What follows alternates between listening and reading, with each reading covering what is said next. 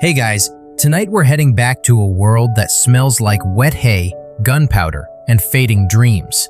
You're standing on a Belgian hillside in 1914. The wind bites your cheeks, your uniform itches, and below you, somewhere in the haze, men are dying for a hill that isn't even on most maps. The ground trembles with distant artillery, but right here, the sound that dominates isn't the bark of rifles, it's the thunder of hooves. 100 horses, their breath steaming, charge through the smoke with sabers glinting like silver lightning. It looks like something out of an old painting, knights reborn, galloping straight into glory. Except this time, glory has machine guns. You probably won't survive this. So before you get comfortable, take a moment to like the video and subscribe, but only if you genuinely enjoy what I do here. Tell me where you're listening from and what time it is there. Now, dim the lights, maybe turn on a fan for that soft background hum, and let's ease into tonight's journey together. The riders you're watching are Canadian cavalrymen, young, eager, terrified. They've trained for years in the discipline of the charge. Knee to knee, sword to hand, eyes forward. They've been told that courage conquers everything, that speed and shock can shatter even the strongest line. For centuries, that was true. Armies broke not from the bullet, but from the sight of 1,000 horses rushing at them like a storm. But the First World War isn't like anything before it. The air smells of cordite and mud, and every hill hides something new, something mechanical, impersonal, efficient. When you blink, the illusion breaks. A line of German troops crouched in the tree line opens fire. Machine guns chatter like angry sewing machines. The front rank of the charge collapses instantly. Horses shriek, men tumble, sabers flash once and vanish beneath the mud. It's over in seconds. The survivors pull back, dazed, the world spinning in gray fog. You can almost hear the thoughts forming in the command tents that night.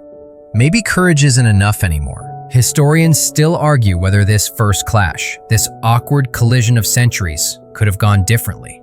Some say cavalry was doomed from the start. Others claim it was just misused. But standing in that field, with the smell of blood and smoke still lingering, you know one thing for sure. The horse, once master of the battlefield, has just met its reckoning. For generations, cavalry had been the pride of every nation's army. The French had their gleaming cuirassiers, the Germans their uhlans, with their absurdly long lances, the British their household cavalry, polished to mirror shine. To wear spurs was to be part of an ancient brotherhood, half soldier, half aristocrat. Even in an age of trains and telegraphs, generals still believed that a good horse and a sharp saber could decide the fate of empires. But the Great War doesn't care about tradition. It's a factory, and its product is death. When you look out over the Western Front, you don't see gallant riders. You see trenches stretching like scars, barbed wire glinting in the rain, and the dull metallic silhouettes of machine guns waiting like patient predators. Still, in these early months, optimism reigns. The war will be over by Christmas, they say. Every army expects a fast, decisive campaign. Cavalry divisions are polished and ready, their horses brushed, their banners flying. The Germans push through Belgium with 10 full cavalry divisions. The British and French have 13 combined. Thousands of horses gleaming under summer sun, waiting for their chance to thunder across Europe once more. You picture a British officer tightening his gloves before battle. He believes utterly in the plan. Speed, aggression, shock. Those are the sacred words drilled into him at Sandhurst. The textbooks promise that no infantryman could stand before a charge at full gallop. And for the first few days, maybe, it seems to work, until the rifles start firing faster than anyone imagined possible. In August 1914, near the small Belgian town of Halen, the myth of the cavalry charge shatters in one long, bloody afternoon. The Germans, proud of their mounted heritage, ride straight into the teeth of Belgian defenses. The Belgians, though outnumbered, have a secret weapon, machine guns dug in behind barbed wire. You can almost feel the disbelief ripple through the German ranks as horses fall in heaps and riders vanish into the dust. There's an old photo, blurred, grainy, showing the aftermath. Horses sprawled like broken statues, lances scattered like twigs. It's one of those images that tells you everything about the war's new logic. Courage doesn't matter if you can't close the distance. One officer wrote afterward, "The field looked like a sea of brown bodies, man and horse mingled together. We had not known it was possible to die so fast." That's when it hits you. The horse, the most noble, loyal companion humanity ever took to war, is suddenly obsolete. But here's the odd thing. Even as the slaughter begins, armies refuse to let go. The French cavalry still rides with plumes and bright coats. The British still polish their sabers. Even the Germans cling to their lances, as if defiance could turn back time. It's denial on a continental scale. You imagine one of those young cavalrymen. Maybe he's 22, maybe he's never seen a battlefield before, sitting by his horse at night, stroking its neck and whispering promises he knows he can't keep. The next morning, he'll ride again, because orders are orders. And yet, in the flickering candlelight of the trenches, there's something undeniably tragic about it all. These men aren't fools, they're dreamers, fighting a world that no longer exists. Every hoofbeat echoes an old song that's being drowned out by engines and shells. There's a fringe anecdote about one British unit that carried bugles tuned to specific frequencies, so they could coordinate charges even amid artillery fire. They used them only once. The sound was so easily drowned out by the noise of modern battle that it became useless. That's progress in a nutshell. Elegant, romantic, and instantly irrelevant. By the time the sun sets on Halen, thousands of horses are dead, and a new era has begun. But the generals, sitting in their field tents with their maps and cigars, still see possibilities. Maybe next time, they think. Maybe if the terrain is right, if the timing is perfect, if luck is kind. That's the optimism of an empire trying to outthink physics. And yet, you can't help but feel sympathy. For centuries, the horse was more than a tool. It was an extension of the soldier's soul. Every great conquest, from Alexander to Napoleon, was written on horseback. To let go of that bond feels like betrayal. As darkness falls over the field, the surviving riders dismount and walk their trembling mounts back to camp. They don't speak. The night is too still, too heavy. In the distance, the guns keep rumbling, a reminder that the world has turned a corner and won't be coming back. You close your eyes for a moment and imagine being there, your boots heavy with mud, your ears still ringing from gunfire, your heart slowly realizing that you've witnessed something historic, the end of an age. Somewhere, a horse whinnies, a soft, wounded sound that seems to echo through time. And in that lonely noise, you can almost hear the future calling, a future of steel tracks, roaring engines, and skies filled with machines. But for now, on this muddy hillside in 1914, the cavalry still believes it has a place in the world. The next morning, another order will come down the line. Another charge will be planned. Another 100 riders will ready their sabers, because that's what they've always done. And you can only watch, knowing what they don't yet understand, that their bravery won't save them from the century that's just begun.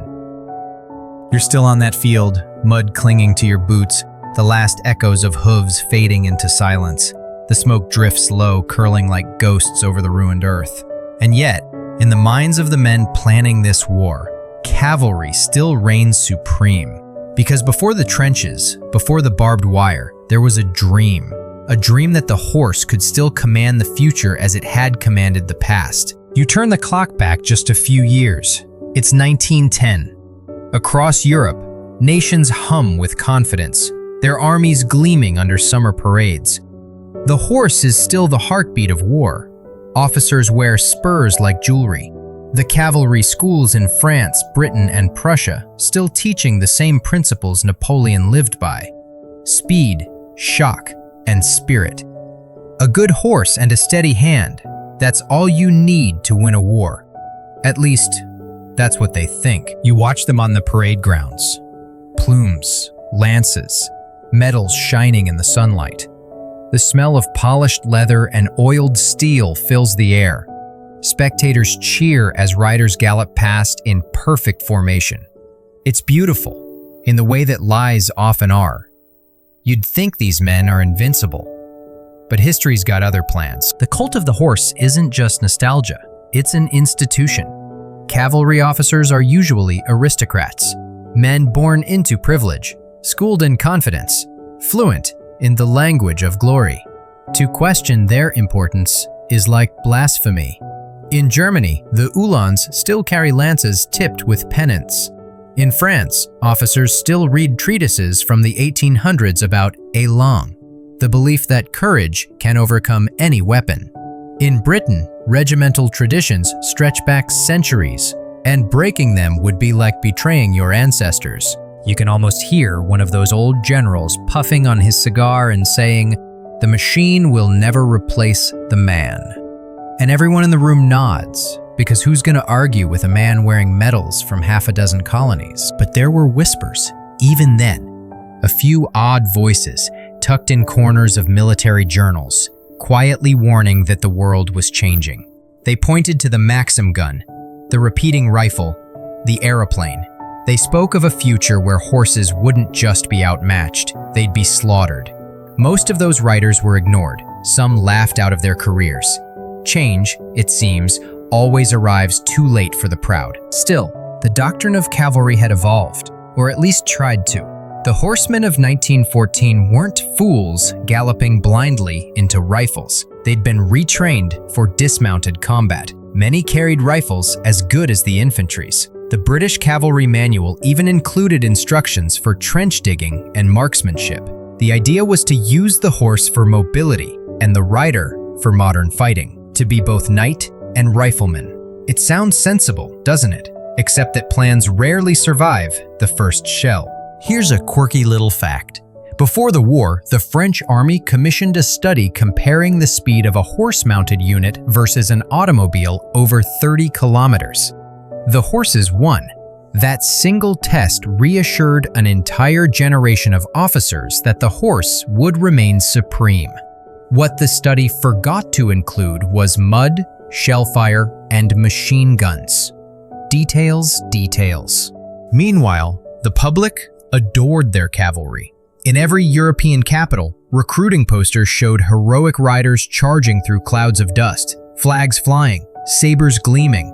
No mud, no screams, just motion and romance. It's hard not to be seduced by that. You see, the horse wasn't just a weapon, it was a symbol of courage, of purity, of the idea that war could still be noble. But when the guns finally opened in August 1914, that illusion shattered like glass under the first volley. Still, think about the mindset for a moment. You've spent your entire career believing that the horse is destiny, that your regiment's lineage, stretching back to Agincourt or Waterloo, guarantees some cosmic significance. Then suddenly, you're being told by some young engineer that a machine, a thing, is going to do your job better. You'd resist too, wouldn't you? Pride dies hard, especially when it's wearing a saber. That's why, even as the machine gun made its bloody debut, generals kept finding special circumstances where cavalry could still shine. If the terrain is open, if the enemy is disorganized, if we move at dawn, there was always an if. The problem is, in the Great War, there was rarely an open field without barbed wire, an enemy without artillery, or a dawn without fog. Historians still argue whether this obsession was madness or method. Some claim the generals were clinging to outdated glory. Others insist they were buying time, keeping the cavalry in play until something better came along. Maybe both are true. After all, tanks weren't even a rumor yet. Airplanes could barely stay aloft for an hour. What else could they rely on but the horse? It's strange to think of it now, but many soldiers genuinely believed the cavalry would save them. Letters from the early weeks of the war talk about the sound of hoofbeats in the distance, like it's a miracle. One British infantryman wrote home saying, "When our cavalry rides, the ground shakes, and the Germans tremble." You can almost smile at his faith, knowing what's to come. There's a story, probably apocryphal but charming anyway, that at one French staff meeting in 1913, a junior officer suggested mechanizing reconnaissance with cars and motorbikes. The room went silent. The general in charge simply said, "The horse does not require petrol." That was the end of the discussion. Months later, the same officer was killed leading a cavalry charge in Champagne. Irony rarely takes prisoners, and yet there's something haunting about their confidence.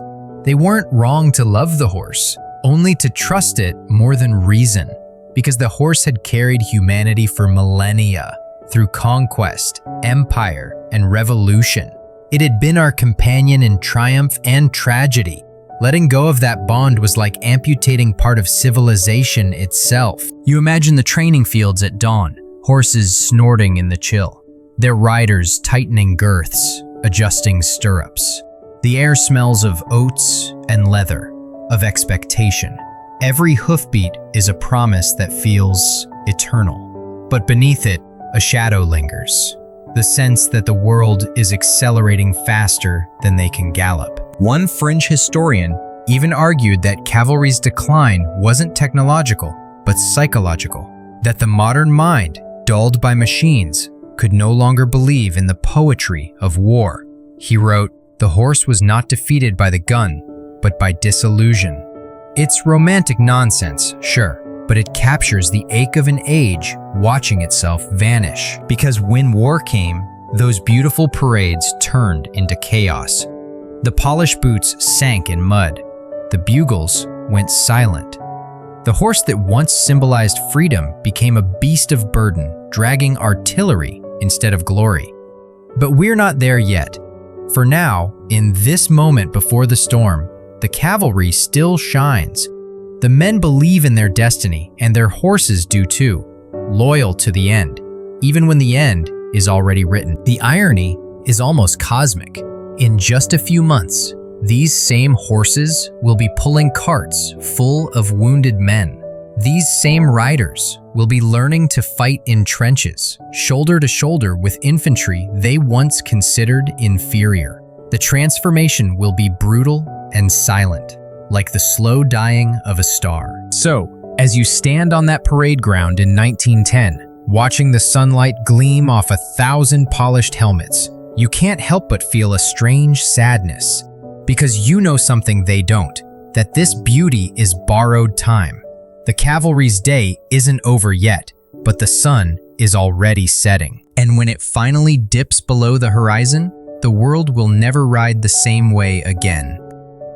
You blink, and the bright parade grounds fade away. The cheers of the crowd are replaced by the dull thunder of distant guns. It's August 12th, 1914, near a quiet Belgian town called Halen, a place that no one in the world's history books had cared about until this morning. You stand at the edge of a field of yellowing grain, the kind that waves gently in the wind. Except today, the stalks are trampled flat by hooves and boots. The air tastes of cordite and fear. The Germans are coming, and they're coming on horseback. They call it the Battle of Halen, but you could just as well call it the funeral of the cavalry charge. The German officers, confident and untested, order their Uhlans to attack, 10,000 strong, the pride of their nation's mounted arm.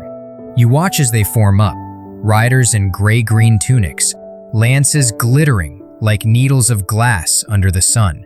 Flags ripple from their tips, little triangles of red, white, and black. There's something majestic about it, even beautiful, like a painting come to life. But beauty has a short half-life here. Across the field, the Belgians wait. They've been told to fight dismounted. They've dug shallow trenches behind farm walls and stacked sandbags under hedges. Among them are bicycle troops, crouched behind handlebars turned into makeshift barricades. Yes, bicycles. Because in this war, even that humble machine can be a better weapon than a galloping horse. You crouch with them for a moment, listening to the German bugles. The ground begins to vibrate. You can feel the rhythm of the approaching hooves in your chest, like an ancient drumbeat. For centuries, this sound meant doom for those who heard it. But today, the Belgians don't run, they wait. And when the Germans crest the hill, silhouetted against the morning light, the Belgians open fire. Machine guns rattle, a dry metallic stutter that drowns out everything else. The first ranks of horses crash to the ground, rolling, their riders hurled into the air. The next ranks stumble over the bodies. Flags vanish into smoke. The thunder of hooves becomes a tangle of screams and snapping leather. You blink once, and the field that moments ago looked like something from a medieval tapestry has turned into a slaughterhouse. It's not even a battle, it's an execution. A German lieutenant later writes, "We charged into death, and it swallowed us whole." The Belgians call it a victory, but when you look across that field at sunset, no one feels like they've won anything. The stench of blood and burnt powder is so thick you can taste it. Historians still argue whether the Germans were brave or foolish that day. Some claim the charge was doomed by arrogance. Others say it was born of desperation, a test of faith in old ways. But no one disputes its result. Halen becomes the first public proof that the age of the horse is dying. Still, the irony lingers. Even after Halen, even after thousands of dead horses, every army keeps charging. They call it adjusting tactics, but the truth is simpler. They can't imagine war without horses. The old generals can't admit that the world has outpaced them, so they keep trying to fit the future into the saddle of the past. You wander through the wreckage the next day. The scene is eerily quiet. The lances stand upright in the ground, as if marking graves. Some horses still breathe, shuddering softly, their eyes wide with confusion. Soldiers move between them, doing what soldiers always do after a battle, counting, collecting, and pretending it all makes sense. There's a quirky story from that day. A Belgian farmer who tried to save a wounded horse by bandaging its leg with his wife's apron. When asked why, he said, "It looked at me like a man." You can't blame him. In this war, everything human and animal blurs together. But if Halen marks the death of the traditional cavalry charge, it also sparks a strange defiance. Newspapers across Europe cover the battle. The German press downplays it, calling it a reconnaissance in force. The French print romantic sketches of brave riders fighting against impossible odds. The British, they nod, murmur lessons, and quietly prepared their own horsemen for the same fate. Because denial isn't just a human flaw, it's institutional. By September, cavalry regiments on all sides are still being sent against entrenched rifles. Each time, the logic is the same. It failed there, but our men are better trained. Each time, the result is identical: torn uniforms, ruined horses, and shattered morale. You can almost hear the collective heartbreak of a continent realizing that courage alone doesn't matter anymore. Still, one or two moments slip through where cavalry seems to almost work. Tiny sparks of glory in a darkening world. Like the British cavalry at Mons, where they surprise a German column and buy a few precious hours of retreat. Or the French cuirassiers, charging through the mist near the Marne, their breastplates flashing, their horses kicking up clouds of dust.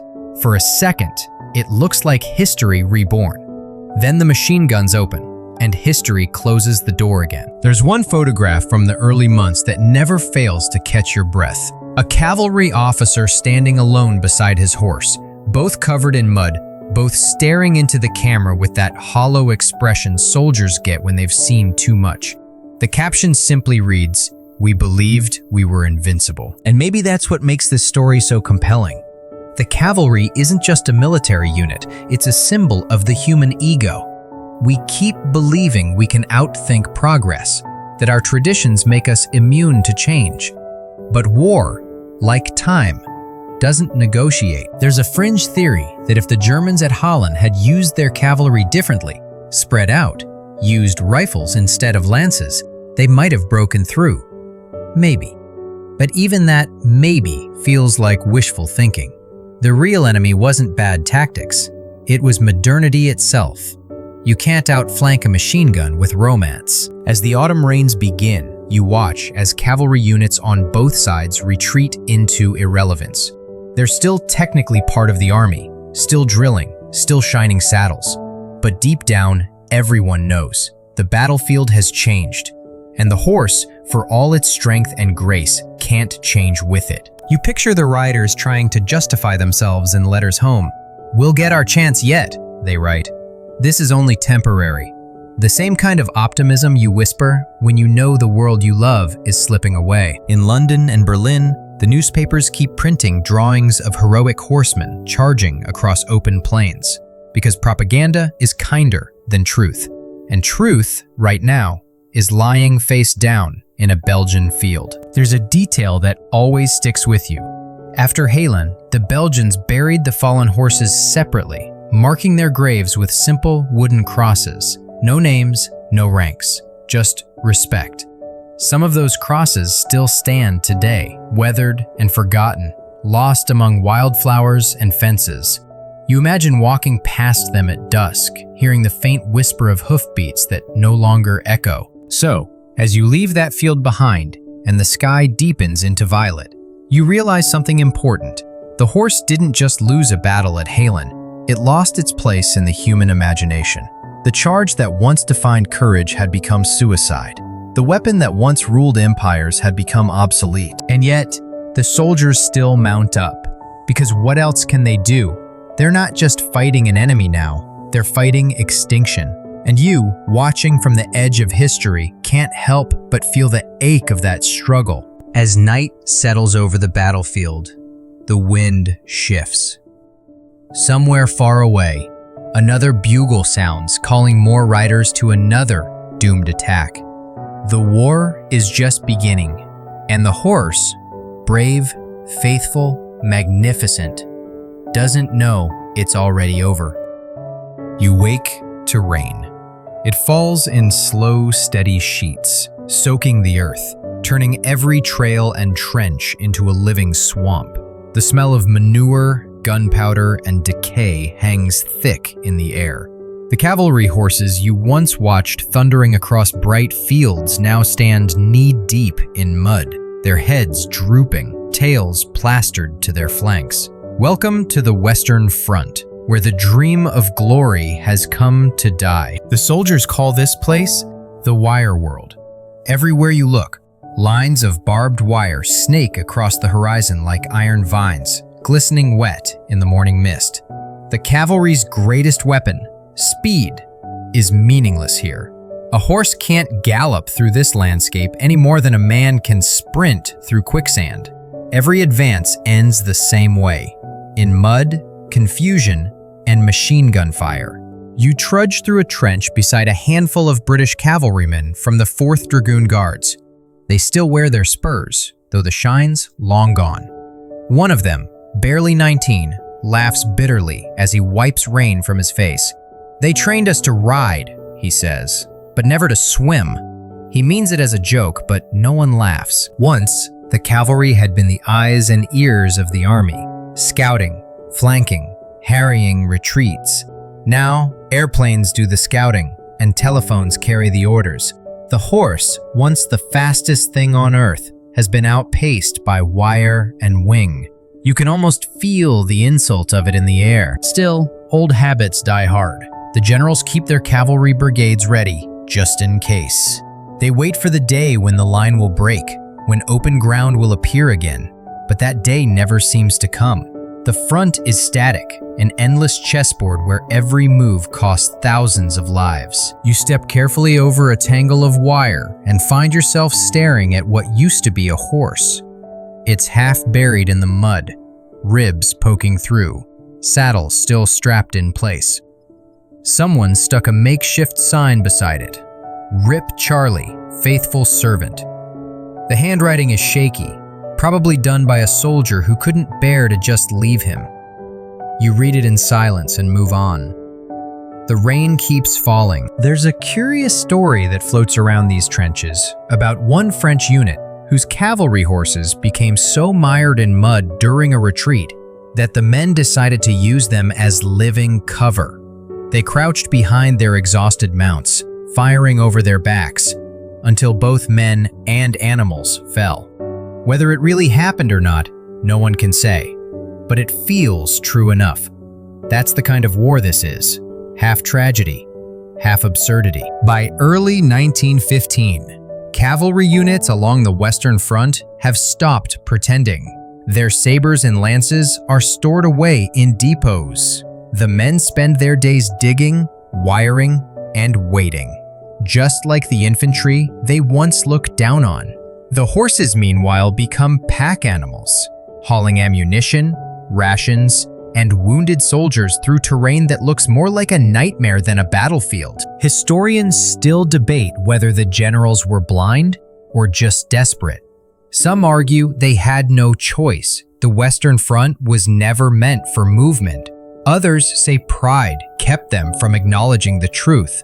After all, how do you admit that your most glamorous weapon has turned into a liability? How do you tell thousands of mounted men that their entire way of war is useless? There's one scene from a diary that captures it perfectly. A British cavalry officer writes, "We were told to hold ourselves ready for the great advance. The horses stamped. The men whispered about open fields and sunshine. Then the order came. Stand down. Again. Always again." That single word, again, feels heavier than any shell. It's not just frustration, it's grief. These men have spent their lives mastering a skill the world no longer needs. You can't help but imagine the absurdity of it. A regiment of cavalry tethered behind the lines, polishing saddles while tanks are being tested a few miles away. The officers drill their men in outdated maneuvers, pretending the mud will someday dry. The younger soldiers, more practical, just roll their eyes. One of them jokes, "We're the only horses in history waiting for the ground to get better before we die." Dark humor is the only thing that still works out here. But not every cavalryman fades quietly into irrelevance. Some adapt. The Canadians, for instance, prove remarkably flexible. They learn to fight both mounted and dismounted, using their horses for rapid movement between sectors, then dismounting to fight like infantry. It's not glamorous, but it works. At Morrule Wood in 1918, their adaptability will turn the tide of a critical moment. But that's a story for later. For now, in 1915 and 1916, the cavalry is stuck in limbo. Too mobile for trench life, too fragile for the open assault. They become ghosts, wandering between wars, neither past nor future. There's a saying among them that year, "The horses get the hay, the men get the hope." Both, it turns out, are running out. As you wander through one of the forward stables, little more than wooden huts half sunk in mud, you hear the low, steady breathing of hundreds of horses. The soldiers tend to them carefully, brushing, feeding, talking in soft voices. They might not be charging anymore, but they're still family. One trooper whispers to his mare, "Don't worry, girl. We'll get our chance." The mare just blinks, her breath clouding the air. She doesn't understand war, but she feels its exhaustion. In one corner, a veterinary officer works quietly, wrapping a bandage around a horse's leg. He looks up and mutters, "I treat 50 animals a day, and for what? Tomorrow, another 50. The army loses horses faster than it loses men. Disease, exhaustion, shell fire, they die by the millions. But without them, the entire front would collapse. The irony's bitter. The horse is obsolete in battle, but indispensable in survival. A fringe anecdote tells of a regiment in Flanders that tried replacing its horses with early tractors for supply hauling. The tractors broke down constantly, sank in the mud, and guzzled fuel the army didn't have. Within a month, they brought the horses back. The old soldiers just shook their heads. "See," they said, "you can't improve on God's design." Maybe they were right, for now. Still, the cavalry spirit refuses to die completely. Once in a while, the war shifts just enough to offer a glimpse of open country, a gap in the line, a sudden retreat. Then, the bugles sound again. The men mount up, eyes bright, hearts pounding, hoping this time it'll work. But the mud always wins. You imagine being one of those riders, sitting high in the saddle, waiting for the whistle to blow? The air smells of wet leather and cordite. You tighten your grip on the reins and stare into the gray fog ahead, knowing it hides wire and death. You're terrified, but you go anyway. because that's what the uniform means. Obedience first, doubt later. When the charge comes, it's chaos. Horses stumble, riders shout, the air fills with the shriek of shells. For a few heartbeats, it feels glorious again. The old power, the rush, the thunder. Then the machine guns open, and you remember why no one does this anymore. There's a photograph from the Somme, 1916, showing a lone cavalry horse galloping riderless across a cratered field, its saddle flapping wildly. No one knows where it came from or where it went. Some soldiers swore they saw it again days later, still running. Maybe it's just a story, but it sticks with you. Maybe that horse was running for all of them, the last living echo of an age that refuses to stop moving, even when there's nowhere left to go. By the end of 1916, cavalry regiments along the Western Front are shadows of their former selves. The men dig, haul, and guard. The horses labor silently in the background, their hooves lost beneath layers of muck. The great shining charges of 1914 are a distant memory, fading like sunlight through storm clouds. And yet, when you look at these riders, mud-streaked, bone-tired, but still tending their animals with tenderness, you realize something profound. They haven't failed. They've simply become part of a new kind of courage, the kind that doesn't gallop, doesn't glitter, but endures. Somewhere far behind the lines, in a tent smelling faintly of tobacco and wet wool, a general writes in his report, "Cavalry, as an offensive arm, has no future on the Western Front." He's right, but the war isn't over, and neither is the horse. Not yet. The guns fall silent for a few days, though silence here doesn't really mean peace. It just means the screaming stops long enough for you to hear the crows. The cavalrymen, once proud symbols of speed and audacity, now shuffle through the trenches like misplaced ghosts. You follow them as they pull off their spurs, roll up their sleeves, and start doing the kind of work no cavalry manual ever mentioned: digging, wiring, and burying the dead. It's 1916 now. The great cavalry divisions that once numbered tens of thousands are shadows of their former selves. Their regimental flags still hang in the command tents, but they're stained, faded, and mostly ceremonial. The sabers, those long curved promises of honor, are kept in trunks, wrapped in oilcloth. Most men carry rifles instead. The shift didn't happen overnight. It crept in like rust, quiet but unstoppable. You trudge through a section of the British front near the Somme. Horses stand tied in a line, their flanks crusted with mud, their eyes dull with exhaustion.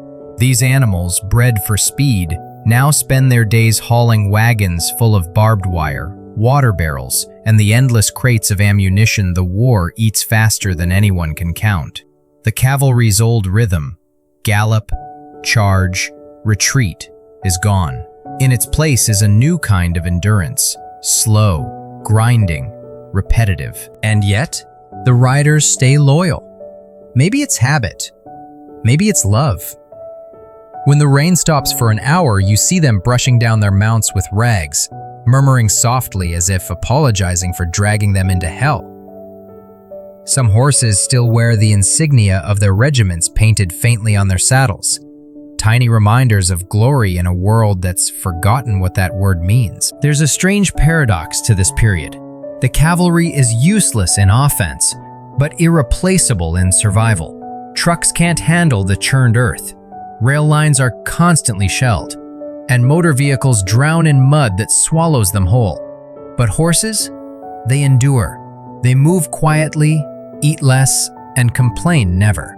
When the front grinds forward or backward, it's the horses that drag the guns, the food, the wounded, even the dead. One French officer riding home in early 1916 said, "Without the horse, we are blind, deaf, and paralyzed."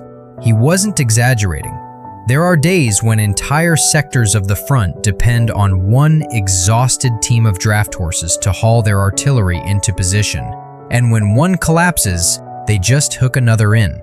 Progress in this war is measured in hooves and heartbreak. But for the mounted regiments, the true cavalry, the demotion hurts. The men who once charged with banners fluttering, now stack sandbags or act as dispatch riders, carrying messages through the chaos. Some even fight as infantry, bayonet in hand. They've gone from the most glamorous branch of the army to the most forgotten. A small grim humor circulates among them. We are the army's spare parts. Another common joke, if you can call it that, says, "The horse gets hay, the man gets promises." The laughter that follows is always short, never quite sincere. You find yourself beside a Canadian officer who once commanded a cavalry troop but now leads a group of men digging trenches. His name tag is smeared, his uniform indistinguishable from anyone else's. "You know," he says, leaning on his shovel, "I used to dream of dying on horseback, saber in hand. Now, I'll probably drown in a puddle." He grins, then sighs. Ah well, progress. Still, a few commanders keep the flame alive. The British General Haig, himself a former cavalryman, insists that mounted troops remain ready for exploitation. That mythical moment when the line will finally break and open country returns. Every few weeks, orders arrive for practice charges, sabers sharpened, horses lined up in neat formation. The men obey, but it feels more like ritual than training, like rehearsing a dance from a civilization that no longer exists. And yet, somewhere deep inside the mud and misery, you sense a stubborn pride. These men may have lost their purpose, but not their dignity. When the officers walk through the lines, they still straighten their backs. When they pass a fallen horse, they stop and salute. There's something noble about that kind of defiance, the quiet refusal to let time erase them completely. There's a fringe story about a French cavalry unit that painted eyes on their horses' gas masks. The soldiers said it made them look alive again. Historians can't agree if it really happened, but it's the kind of story you want to believe. Because in a world drowning in anonymity, even small gestures matter. By the end of 1916, many cavalry brigades are being broken up. Horses are redistributed to logistics, riders reassigned to machine gun units or signal corps. You picture the moment they're told, no more riding, no more formations, no more bugle calls, just infantry work now. The silence afterward must have been unbearable. Some soldiers volunteer to stay near the horses, even if it means menial work. Better to clean stables than to forget what freedom once felt like. One young rider writes home, "When I hold the reins, I can almost pretend the world still makes sense." It's a simple sentence, but it cuts deeper than any saber. Meanwhile, across the lines, the Germans face the same reality. Their cavalry divisions, once the pride of Prussia, are reduced to courier units and mounted police. The Uhlans, those lance-toting symbols of empire, now patrol roads and chase deserters. Their famous pennants hang limp in the rain. There's no poetry left in it, only duty. You spend a day watching a column of Austrian cavalry march past on their way to the rear. Their uniforms are caked with mud, their horses gaunt. They're not retreating, they're being reassigned. You overhear an officer mutter, "We were born for battlefields. Now we guard bridges." His tone isn't angry, just tired. You can tell he's been carrying that resignation for months. Still, not everyone gives up. The Eastern Front is calling. Wide plains, open movement, room to ride again. Rumors spread through the ranks. There, the cavalry still fights. You can almost see the flicker of hope light up in their eyes. Maybe there's still a place in this war for men who ride. Before they go, the men hold one last mock parade behind the lines. No flags, no crowd. Just a few dozen riders trotting through the drizzle while their comrades clap softly. It's more wake than ceremony, but it matters. You watch one rider pat his horse's neck and whisper, "We'll find open ground again, old boy." The horse flicks its ears, as if agreeing. Historians still argue over when the cavalry truly died. Some say 1914 at Halen, others 1916 in the mud of the Somme. But watching these men mount up and ride east, you realize it isn't about a single battle or year. It's about a slow fading of belief. The world keeps turning, technology keeps advancing, and the horse just can't keep up. But for those who loved it, for those who were it, Letting go is harder than dying. You stand at the edge of the road, watching the last of them disappear into the mist. The sound of hooves fades until all you hear is wind and distant thunder.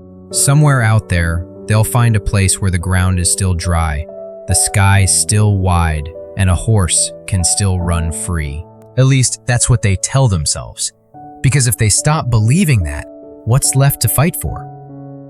The first light of dawn filters through a gray veil of mist, and the front lines wake not to bugles or cheers, but to the clatter of harness chains and the soft grunt of horses straining against the weight of the war. You stand behind the trenches now, in that vast and muddy backstage where the real work happens. It's not the world of glory, it's the world of logistics. And if you listen carefully, you'll realize it's the horses that keep this entire catastrophe moving. Everywhere you turn, there are horses. Teams of them pull wagons stacked with crates of shells. Others drag field guns through terrain that looks more like a soup than soil.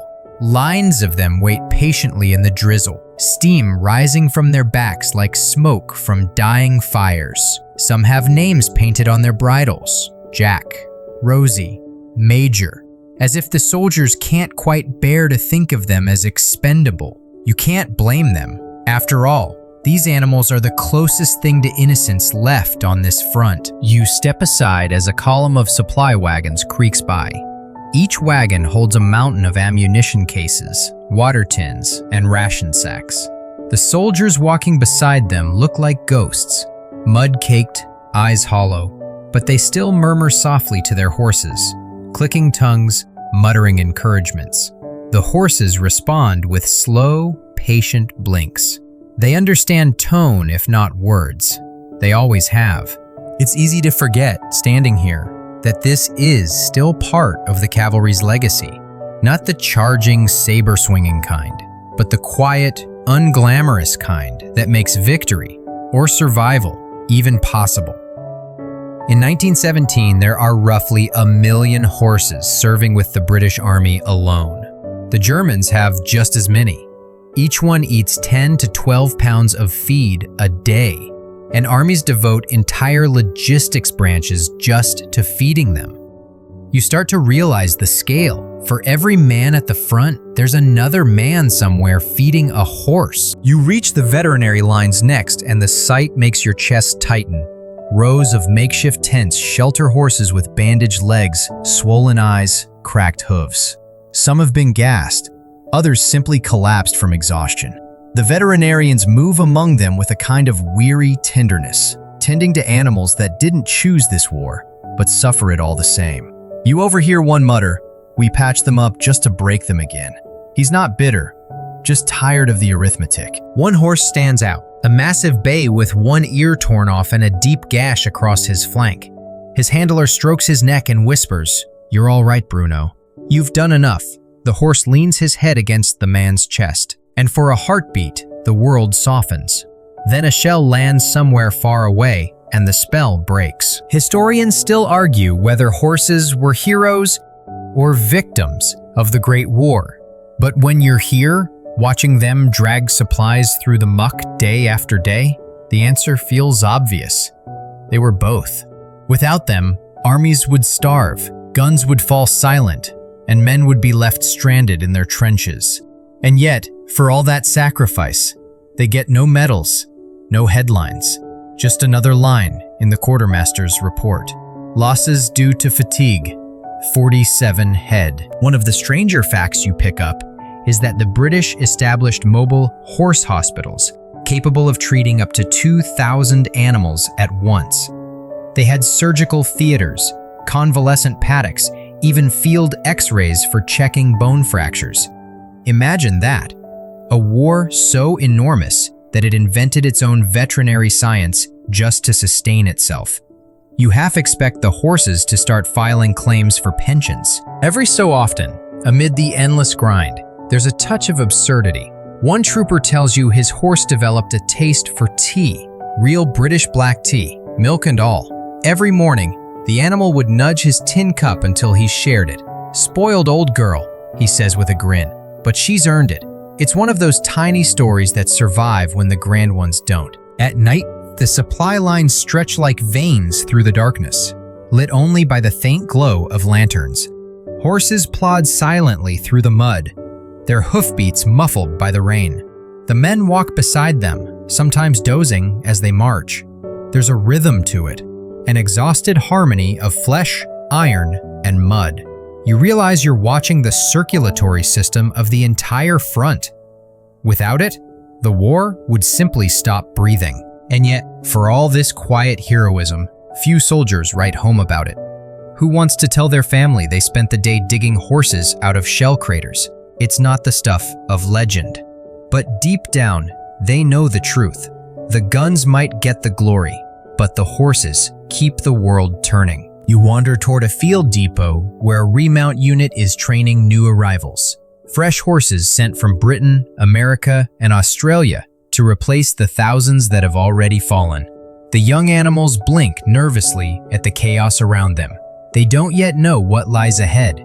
The noise, the hunger, the poison gas, the long marches that never end. One handler, an old Irishman with a face like worn leather, pats a young chestnut's neck and says, "You'll learn, lad. You all do." You almost hope he's wrong. By now, the soldiers have started giving the horses military ranks as a joke. Sergeant Chestnut, Captain Daisy, because humor is the only way to survive absurdity.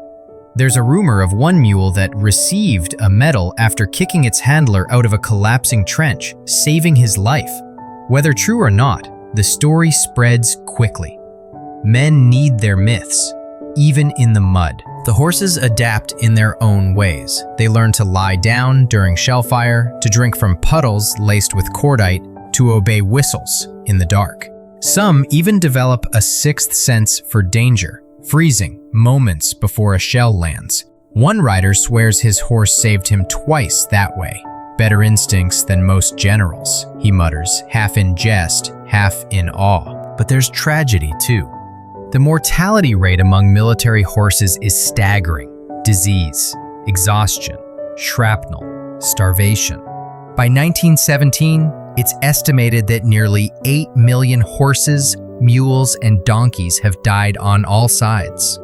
You can't really comprehend that number. You just imagine one horse multiplied endlessly across the continent, falling, rising, falling again. The smell of decay never fully leaves. When you pass a field where dead horses have been buried, the ground seems to remember. Sometimes, rain brings their bones back to the surface. Soldiers avoid those spots. Even in a war numb to death, something about dead horses feels wrong, too close to home. One night, you overhear a chaplain giving a small sermon beside a pile of horse carcasses waiting to be burned. His voice trembles as he says, "They carried us through the gates of hell, and for that, may God carry them home." The soldiers bow their heads. For a brief, fragile moment, the war seems to pause in reverence. Still, the work never stops. Each morning, new supply teams set out before dawn. Each night, they return with fewer animals than they started. The cycle continues, relentless, mechanical. You start to wonder whether the machines really replaced the horses, or whether the horses simply became machines first. A quirky detail you can't unsee. In the French lines, soldiers often weave small straw crosses and hang them on the harnesses of their surviving horses, a charm against shrapnel. They call it La Croix du Cheval. It doesn't help, of course, but it makes them feel like they're doing something kind in a world that rewards kindness with nothing but more work. By late 1917, entire cavalry regiments have been transformed into supply corps. The same men who once charged with sabers now shovel manure and load crates. But when you watch them at dawn, whispering softly to their animals before another long day, you realize something strange. The spirit of the cavalry hasn't died. It's just changed shape.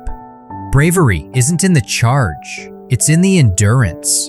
The willingness to keep moving forward when every inch of ground fights back. So you linger there, beside the rumbling wagons and the weary horses, feeling the vibration of their hooves through the earth. The war may have forgotten them, but history won't. Not if you listen closely enough.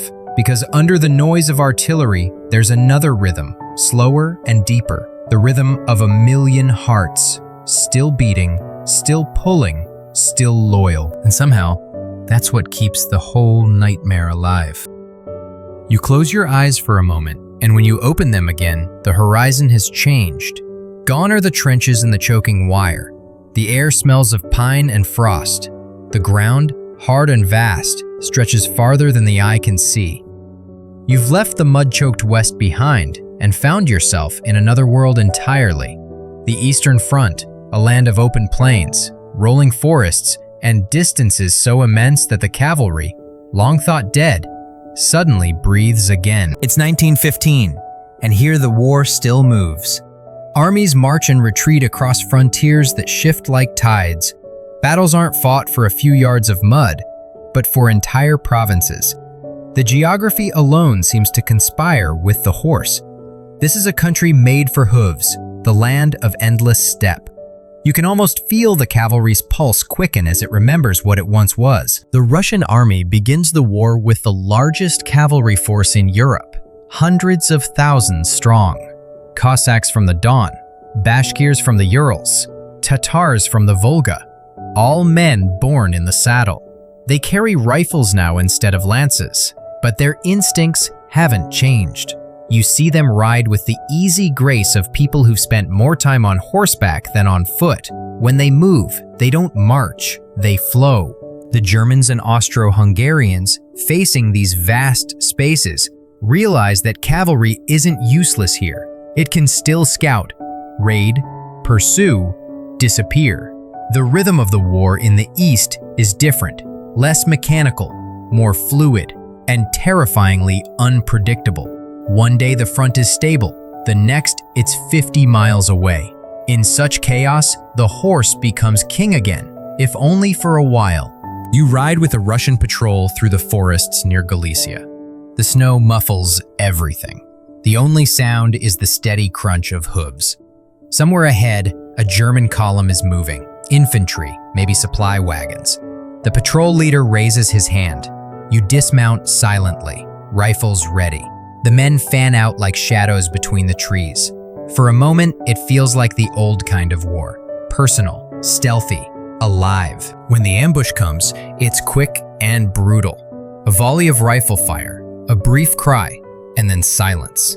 The Cossacks remount, disappearing into the forest before the enemy can respond. You catch a glimpse of one rider grinning beneath his fur cap, his breath steaming in the cold. "Still works," he says. For the first time in years, it does. Historians still argue whether the Eastern Front truly revived the cavalry or merely delayed its death. Some point to its successes: reconnaissance, raiding, encirclements. Others insist those victories were illusions, possible only because the enemy was spread too thin or caught off guard. But standing there, amid the snow and echoing hooves, you feel something the Western Front has forgotten: momentum. The Russian cavalry in particular fights with a wild, almost romantic ferocity. They raid German supply lines, torch depots, and vanish before dawn. Their horses survive on bark and frozen oats, yet somehow they endure. In villages along the way, locals leave buckets of water and handfuls of grain for passing squadrons. They know these men, rough, loud, superstitious, are the only ones standing between them and an advancing enemy. Still, the Eastern Front has its own kind of misery. The distances that make cavalry useful also make supply impossible. Horses die by the thousands from exhaustion, frostbite, and disease. When they fall, the riders simply take new ones from farms or villages. The steppe gives and takes, one Cossack shrugs. To him, it's just the way of the world. You stop at a Russian bivouac one night, where riders huddle around a fire, boiling snow for tea. Their sabers hang from nearby branches, blades dulled from hard use. One man strums a balalaika, singing a mournful tune about a horse that carried its rider home after he'd been shot. The others nod quietly, eyes reflecting the flames.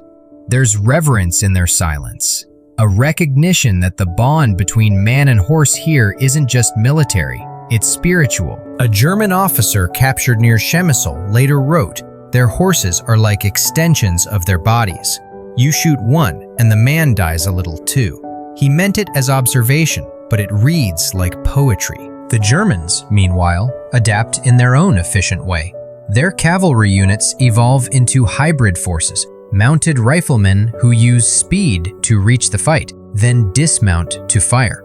It's not the grand romantic cavalry of legend.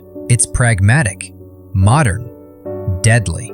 They even issue carbines with folding stocks, designed specifically for use on horseback. The age of the saber may be ending, but the age of mobility has just begun. There's a peculiar incident in 1916 that captures the contradictions of this front. A German cavalry brigade, cut off after a failed offensive near Vilnius, runs out of ammunition and food. Surrounded, they charge, sabers drawn, banners flying, and somehow break through, scattering the enemy infantry. For a brief moment, it feels like something out of the 19th century, raw courage triumphing over modernity. The newspapers back home call it the miracle of the Niemen. But what the articles don't mention is that half the brigade never returned. Heroism sells better than arithmetic. Even as these scattered charges succeed, the handwriting is on the wall. Every year, the armies mechanize a little more. Armored cars appear on the steppe. Airplanes spot cavalry columns miles away. The same open spaces that once favored the horse now betray it. The Cossacks learn to ride by night, hiding under tree lines by day. The horse, that ancient symbol of freedom, becomes a fugitive in its own kingdom. You cross a frozen river alongside an Austro-Hungarian unit in early 1917. The horse's hooves clatter against the ice like hammers. One rider, a Hungarian farmer drafted into service, laughs and says, "We used to race like this for fun." Then his mount slips, goes down hard, and both vanish through a thin patch of ice. The others can't stop. The column just keeps moving. No one even looks back. War has drained the luxury of mourning. Still, there are moments when the old grandeur returns. In open fields under blue winter skies, squadrons still form up, banners snapping in the wind. They ride not because it's useful, but because it reminds them who they were. Maybe that's reason enough. A British observer watching the Russians in action wrote, "It was as if the century had not yet begun, but the century had begun, and it was merciless." By the end of 1917, the Russian cavalry, like the rest of the Russian army, is falling apart. The revolution tears through the ranks, officers shot or deserted, horses traded for food.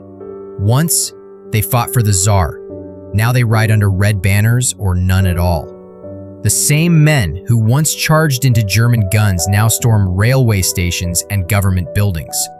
The horse, ever loyal, carries them into revolution. A fringe historian once called the Eastern Front the cavalry's last wide horizon. It's a poetic phrase, and standing here, you understand it.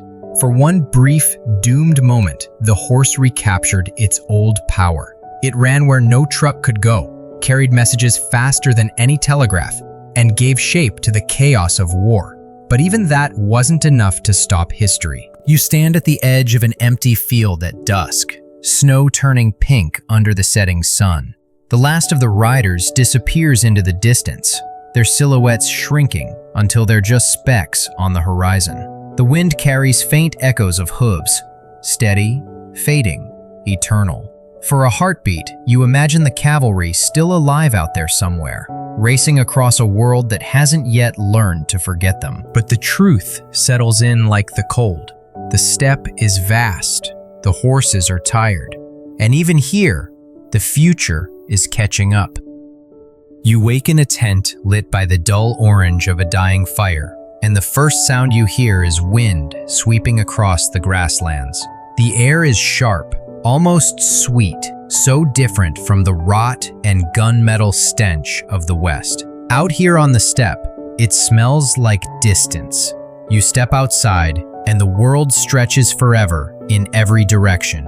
The horizon wobbles with heat during the day and shivers with frost at night. It's easy to forget you're still inside the same war. This is the land of the nomads of the steppe, the Cossacks, the Bashkirs, the Circassians. Men who have been riding since they could stand, whose horses know the sound of a whistle better than the word halt. They aren't soldiers in the modern sense. They're something older, wilder, freer. You ride with them now, if only for a moment, to see what the world looks like through their eyes. Your horse moves lightly over the frozen ground, nostrils steaming. The Cossack beside you, thick beard, wolfskin cap, eyes like chipped flint, grins and says, "Don't fight the horse, friend. Let him show you the way." He's right. On this terrain, the horse thinks faster than you do. It knows how to shift its weight over hidden dips, how to find water under the snow, how to stop just before the ice gives way. It's not just transport, it's partnership. The Russian Empire had counted on that partnership for centuries.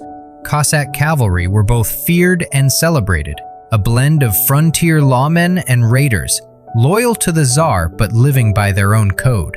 When the Great War began, they were unleashed on the Eastern Front like a living storm. Their charges were swift and ruthless. Villages raided, rail lines cut, German patrols wiped out before dawn. To the infantry slogging knee-deep through mud, these horsemen seemed almost mythical. One British observer called them the ghosts of Genghis Khan, armed with modern rifles. Still, myth can't mask exhaustion. You see it in their horses, the ribs showing, the gait uneven from endless miles. They live off whatever they can scavenge. Dry oats, straw, sometimes even leather straps boiled into mush. A Cossack laughs when you offer sympathy. "You Westerners pamper your beasts," he says. "Ours are warriors too."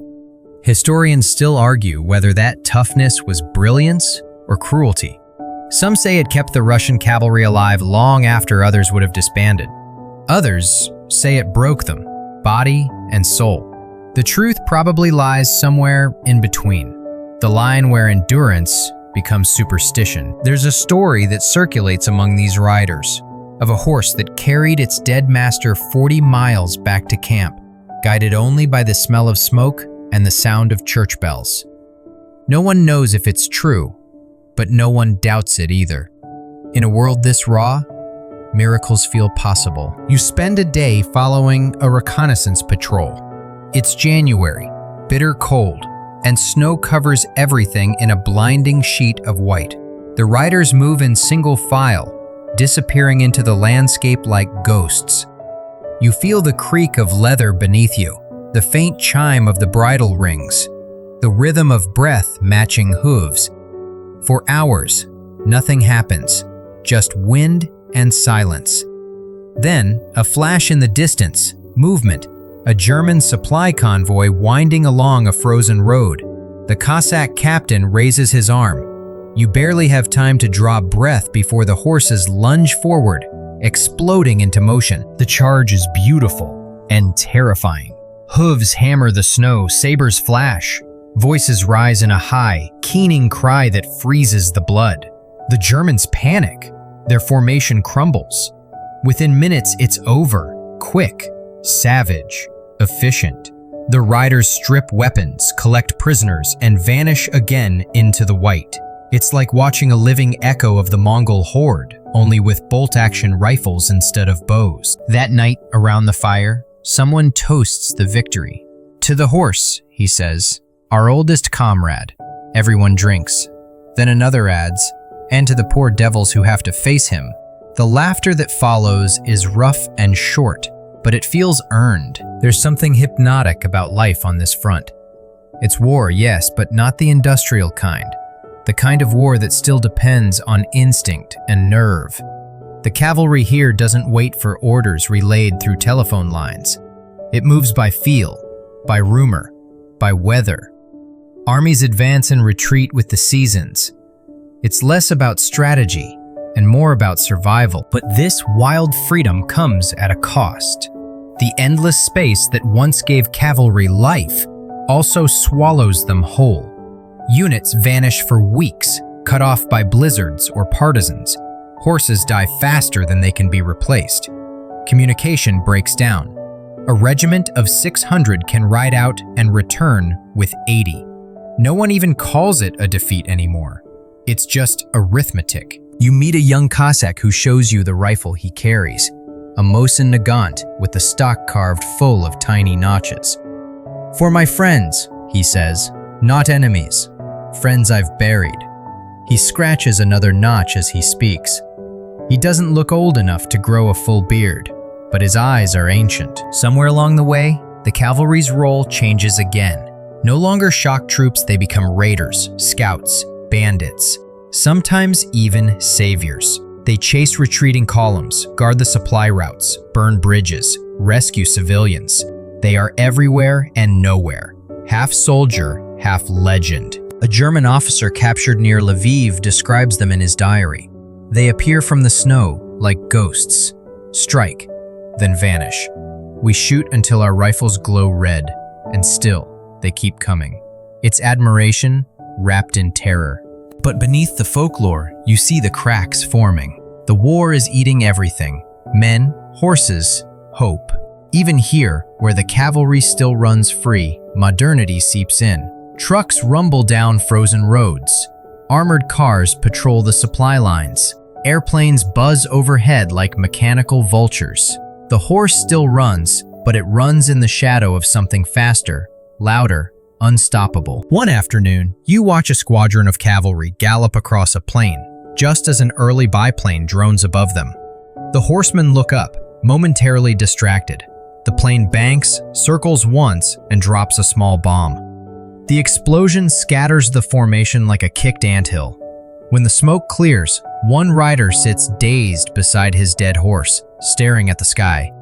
"That," he says softly, "is the end of us." He's not angry, just resigned.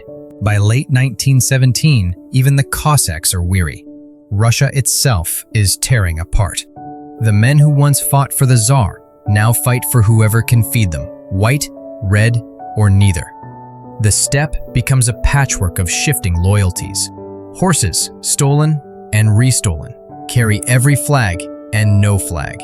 What began as honor dissolves into survival. Yet even in this chaos, the bond remains. You see it in small moments, a soldier slipping a sugar cube to his horse before battle, another covering his mount with his coat against the snow. They may not know what they're fighting for anymore, but they know who they're fighting with. A fringe historian once wrote that the steppe cavalry outlived its purpose, but not its pride. Watching these men ride into another freezing dawn, you understand what he meant. Their time is ending, but they refuse to vanish quietly. At dusk, the camp quiets. The fire crackles. Somewhere in the dark, a rider sings softly, a tune about home, about summer fields and warm wind and the sound of hooves on dry grass. His voice trembles, thin and human against the vastness. The horses, half asleep, twitch their ears as if listening. You realize that on this front, the cavalry isn't just fighting a war, it's fighting time itself. Every gallop, every charge, every whispered lullaby to a tired horse is an act of defiance against the inevitable. And though you know they can't win, part of you wants them to keep riding forever. Just silhouettes against an endless horizon, where the world is still wide and the machine hasn't yet caught them. Morning comes without fanfare. The sky is pale and brittle, the kind that never really brightens, and the smell of smoke still lingers from the night before. You're no longer with the wild Cossacks thundering across the snow. You've moved west again, to where the front is colder in spirit than in weather. Here, cavalrymen from across empires, Austrians, Poles, Hungarians, even Germans, sit on wooden crates, polishing rifles instead of sabers. They're the Empire's dismounted sons, and their glory days are over. You watch as they trudge through slush, horses standing idle behind them. Saddles hang from wooden posts like relics of a vanished religion. The riders' uniforms, once proud with braids and piping, are dull with grime. These are men bred for open fields and fast strikes, now confined to trenches and frozen forests. They don't say much. There's a kind of quiet shame that hangs over them, the shame of realizing the world doesn't need you anymore. The orders came months ago. All cavalry units to prepare for dismounted service. That was the official language. What it meant really was walk or die useless.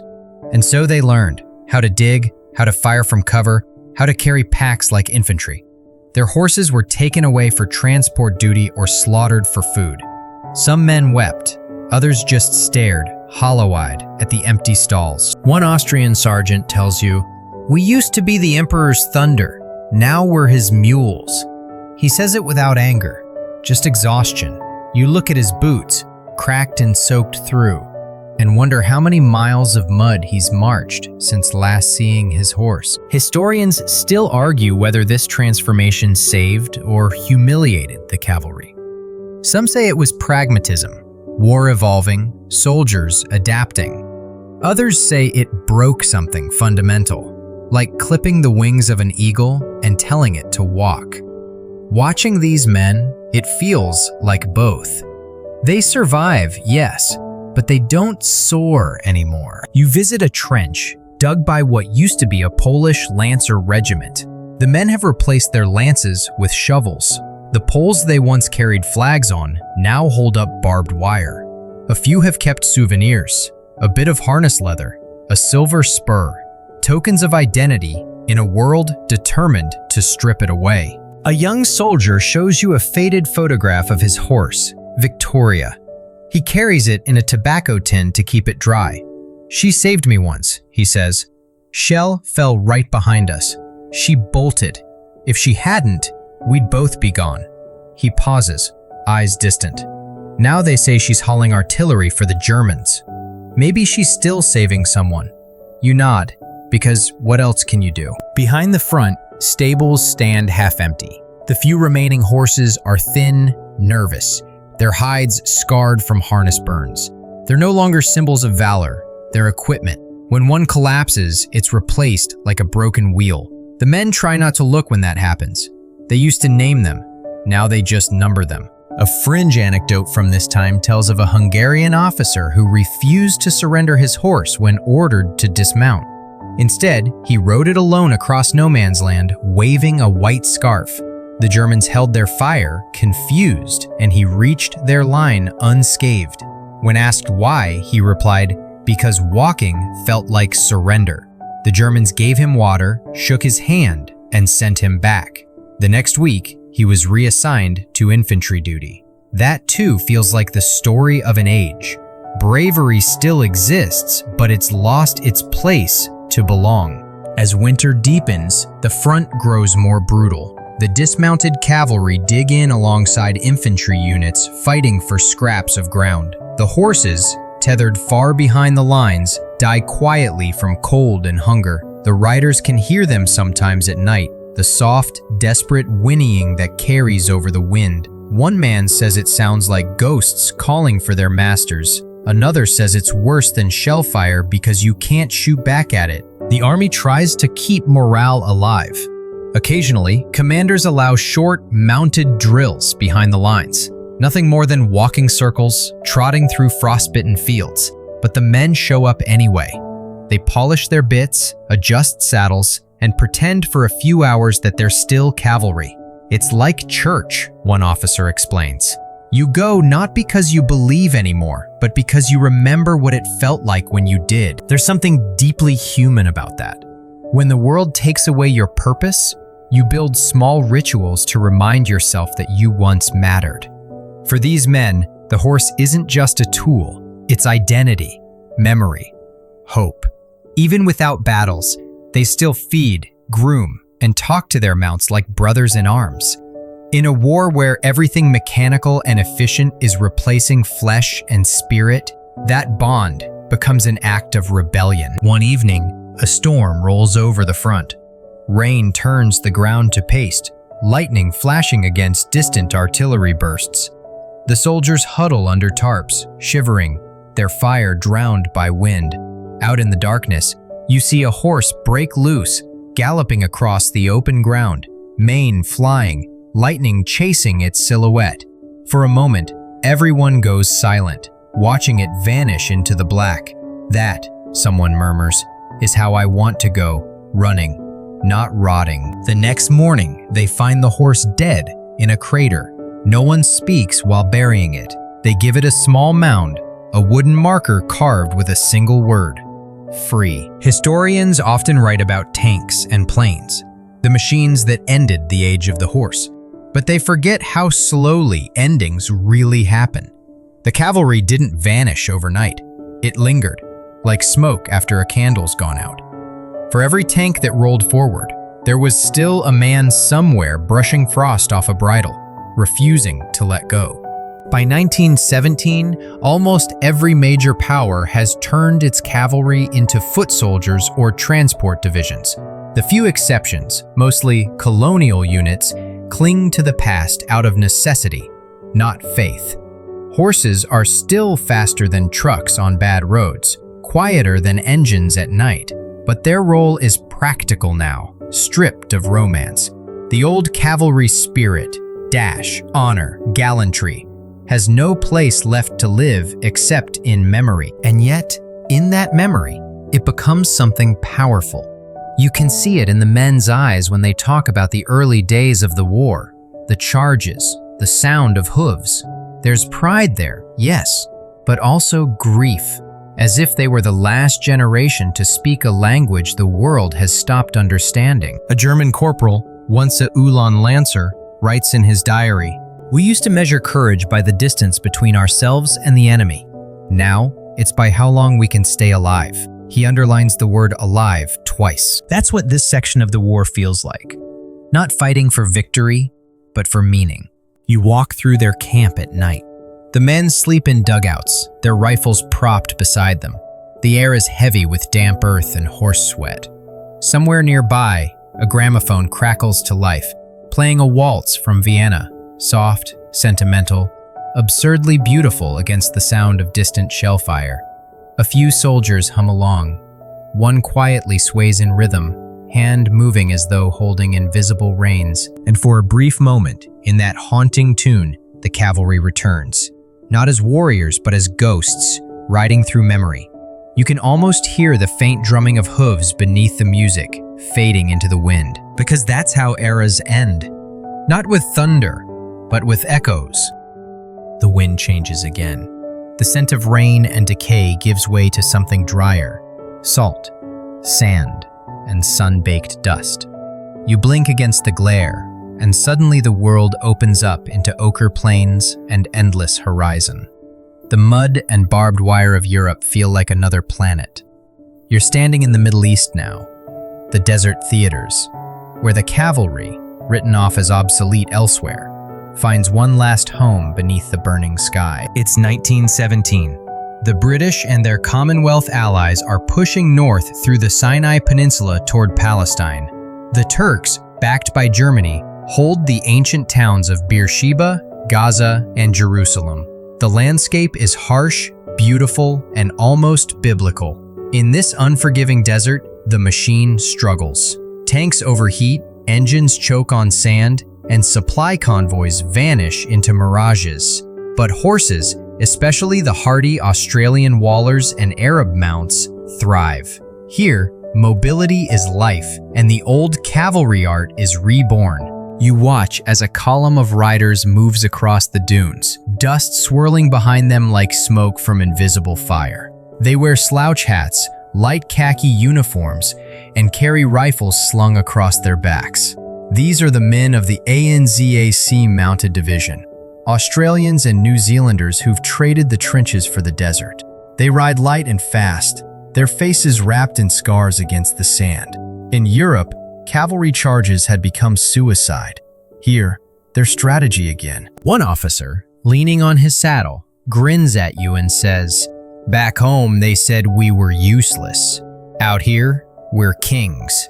He's not boasting, just stating a fact. The desert gives the horse what Europe stole from it: space. Historians often describe this campaign as an echo of earlier wars, fluid, improvisational, half logistics and half luck. You can see why. In this vast, empty land, the cavalry isn't a relic, it's a necessity. They scout ahead, cut telegraph lines, raid supply trains, and strike deep behind Ottoman lines before vanishing into the dunes.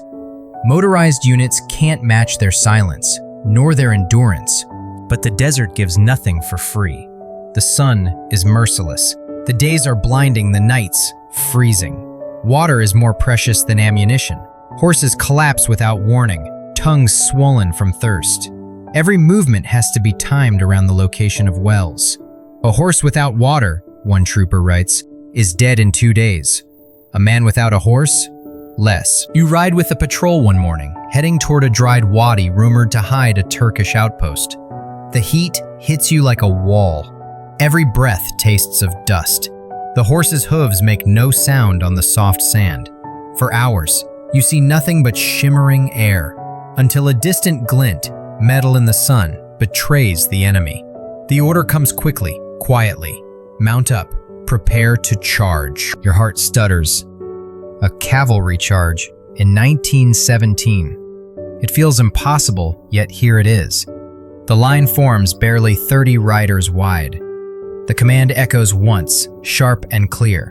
Walk, trot, gallop. You feel the rhythm change. The horse is gathering power. Sand explodes under their hooves, and suddenly the world narrows to speed, sun, and motion. Bullets whip past, hiss into the dust. The men lower their bayonets, no sabers here, just raw determination, and slam into the Turkish trenches. The defenders break almost instantly. The survivors later swear the riders looked like spirits racing out of the sun. It's over in minutes. The riders dismount, clear the trenches, then vanish as quickly as they came. One soldier, panting, pats his horse's neck and whispers, "Good girl." We're still not done. You can feel it, the pride, the disbelief, the knowledge that they've just defied the logic of modern war. Later, when the reports reach headquarters, the generals barely believe it. The Beersheba raid, they call it, though historians will remember it as one of the last successful full-scale cavalry charges in history. On October 31st, 1917, the 4th and 12th Australian Light Horse Regiments captured the town in less than an hour, seizing the precious wells intact. The victory breaks the Ottoman line and opens the road to Jerusalem. You imagine the moment when those riders crest the final ridge, sabers catching the sunset, their silhouettes framed against a city that's seen 1,000 armies before them. No tanks, no engines, just horses, snorting, sweating, triumphant. For one brief evening, the old world rides again. Still, even here, the war's new wage can't be denied. Within months, the same riders who galloped into Beersheba are escorting armored cars and reconnaissance planes. The cavalry becomes half horse, half machine, a strange hybrid of past and future. A British officer jokes, "We're halfway between Alexander the Great and Henry Ford." The men laugh, but it's true. In the oasis camps, you see rows of horses standing in the starlight, too tired to eat, their sides rising and falling like bellows. The men sleep beside them, canteens empty, hands still gripping reins in their dreams. When dawn comes, the desert glows red and gold, and the riders mount again. War doesn't wait for recovery. There's a quiet nobility to this place, even amid the hardship.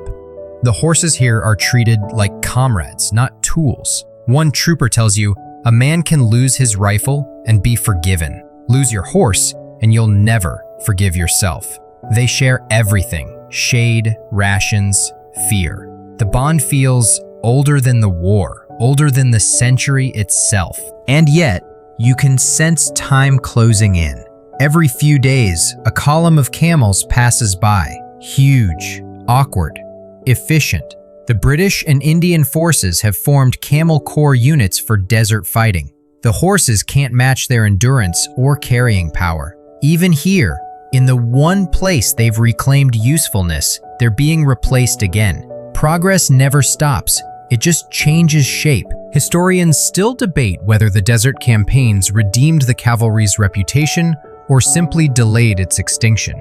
Some see Beersheba and Megiddo as proof that mounted warfare could still work under the right conditions. Others call them romantic anomalies, beautiful but doomed gestures in a mechanizing world. You can argue both sides, but standing under this sky, you feel something neither side captures: dignity. the kind that doesn't need winning to matter. There's a small, almost forgotten anecdote from the Palestine campaign. After one battle, an Australian horse collapsed from exhaustion. Its rider refused to leave it behind, staying through the night, covering it with his jacket. At dawn, when the column moved on, the man finally stood, saluted, and walked beside the body until it disappeared in the dust. He said later, "She carried me farther than I ever thought I'd go." When the war finally ends, the men of the light horse face a heartbreak few talk about. Quarantine laws mean their mounts can't be brought home to Australia. Thousands of soldiers, men who fought, lived, and nearly died beside their horses, are told they must leave them behind. Many are sold, some handed to local allies, others quietly shot to spare them cruelty. Veterans remember those final hours more vividly than any battle. One soldier wrote, "We buried them ourselves. I stroked his nose and told him to rest. Then I walked away. I think I left part of myself there." It's a small tragedy, one of countless in this war, but it lingers because it feels so human.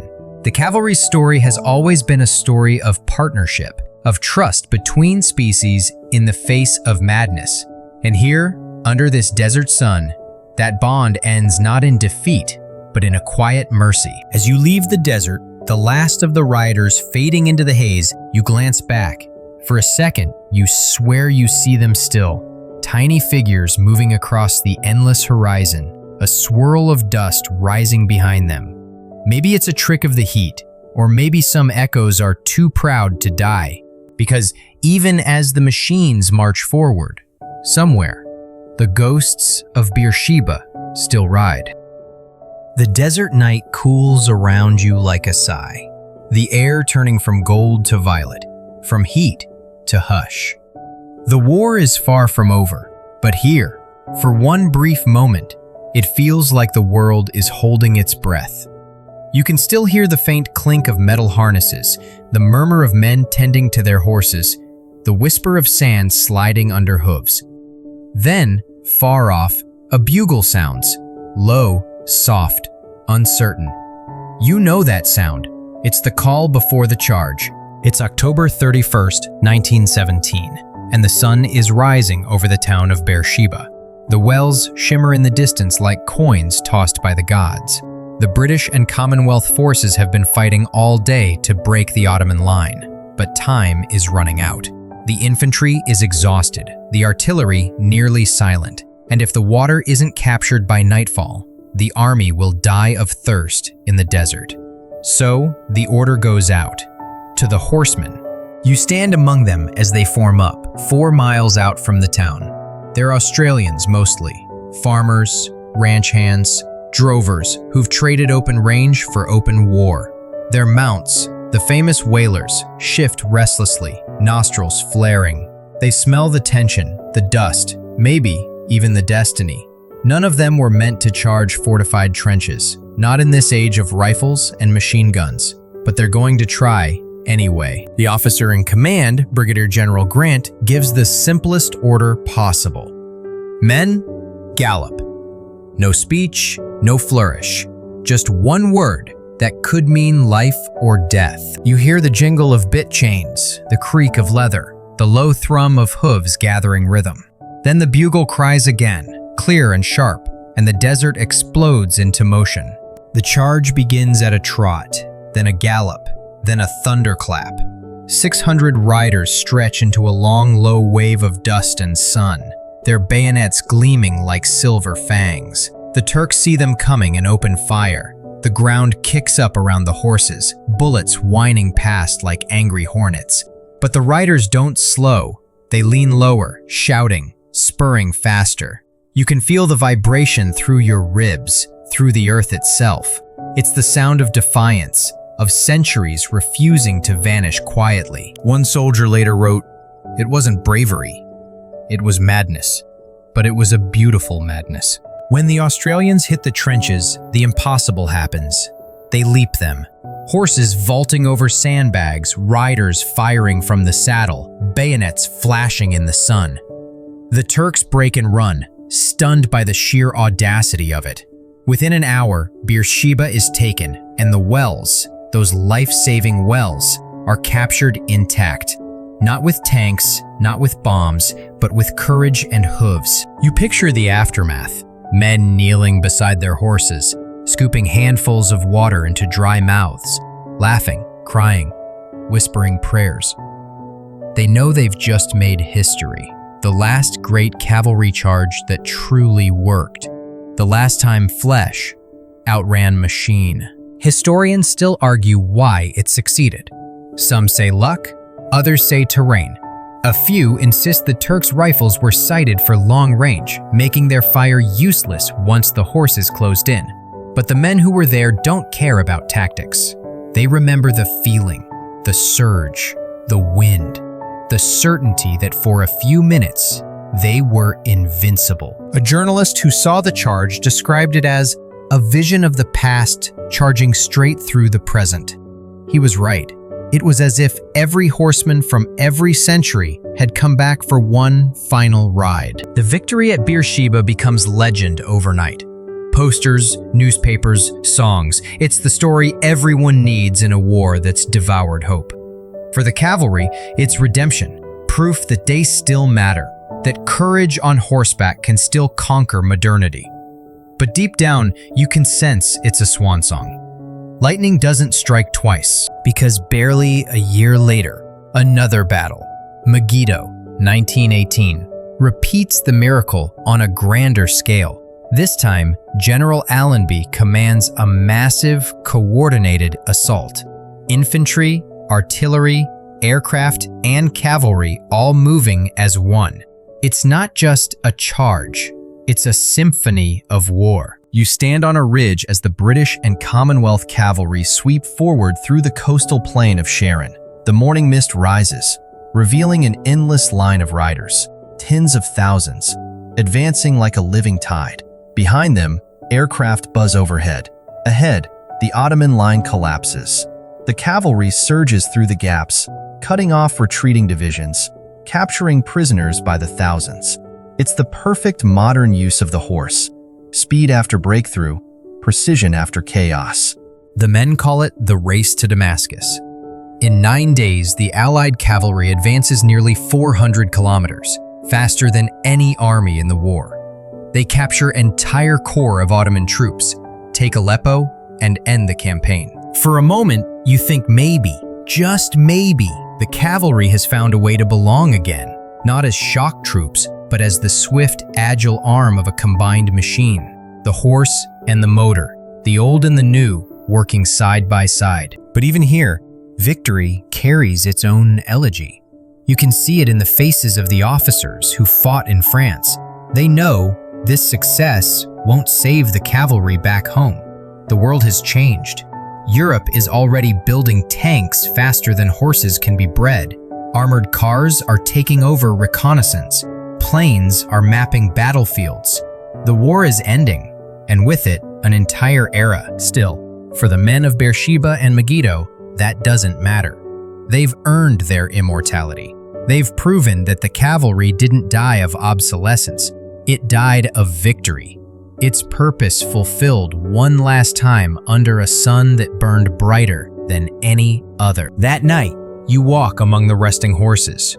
The air smells of sweat, leather, and triumph. Some animals are wounded, trembling as medics clean their cuts. Others sleep standing, too tired to lie down. Their riders move quietly, speaking in low voices, sharing stories of the charge. One man hums a tune about home, another feeds his horse the last of his ration biscuit. There's peace in these small rituals, a tenderness that outshines the violence of the day. A young lieutenant sits beside his mount, staring at the horizon. "Do you think we'll ever ride again like that?" he asks. His sergeant shakes his head. "Not like that. But we'll tell our sons we did." There's a pause, then the lieutenant says softly, "Then maybe that's enough." Historians love to debate where the cavalry truly ended. Halen, the Somme, Beersheba, or somewhere in between. But you realize it doesn't have a single ending. It fades the way music fades, note by note, echo by echo. In the desert night, the wind picks up, carrying the sound of hoofbeats across the sand. Maybe it's imagination, or maybe it's memory refusing to die. You close your eyes and hear it clearly. The thunder of 600 hearts beating as one, the cry of men daring the impossible, the whisper of history making room for its ghosts. You understand now that the cavalry wasn't defeated by machines or modernity. It was fulfilled by them. Every tank, every motor, every flight path traces its lineage back to these riders who proved that speed and shock could still shape the battlefield. The horse didn't vanish, it evolved. And yet, as dawn begins to color the desert again, there's a sadness you can't shake. Because for all its triumph, Beersheba feels like the last page of an epic. You can almost see it closing, the silhouette of horse and rider etched against the sunrise, moving toward a future that no longer has room for them. Still, part of you hopes that somewhere, in a place beyond time, they're still riding, forever charging into that golden horizon where courage never goes out of style. Morning again. The light is soft and golden now, the kind that makes the desert almost beautiful instead of merciless. You're standing on a low ridge near the Jezreel Valley, looking down on the long road to Damascus. The dust hasn't yet settled from the Battle of Megiddo, that sprawling, almost mythical offensive that shattered the Ottoman line. Below you, the cavalry columns snake through the haze, hundreds of riders, their shadows stretching like ribbons behind them. This was no desperate gamble like Beersheba. This was precision. It was the moment when centuries of horseback warfare met the new age of coordination. Planes in the sky, motor trucks on the road, and cavalry racing through the gaps to finish what the machines began.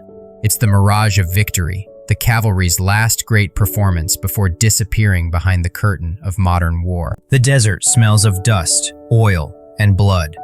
You watch as mounted troops move past lines of surrendered Ottoman soldiers, trudging toward captivity. Some of the prisoners stare in awe at the riders, as if they're seeing something out of an older world, knights conjured from a dream. And in a sense, they are. The cavalry has never looked more alive, or more doomed. A British officer beside you, binoculars pressed to his eyes, murmurs, "The horse has had his last hurrah." His tone isn't triumphant, it's mournful, almost apologetic. He lowers the glasses and adds, "A pity. He deserved better." He's right. The campaign through Palestine and Syria is a triumph of speed and deception, what historians later call the lightning advance. Cavalry divisions sweep north from Megiddo, cutting supply lines, storming bridges, and capturing entire cities in days. The mobility that was useless in Flanders mud becomes unstoppable here. The horse, for a final, fleeting moment, outpaces the world. You travel with one of the Indian cavalry brigades as they ride toward Damascus. The sun is merciless, but the men, Rajputs, Sikhs, Punjabis, move with calm precision. Their turbans catch the light like halos. They carry lances tipped with steel and rifles slung at their sides.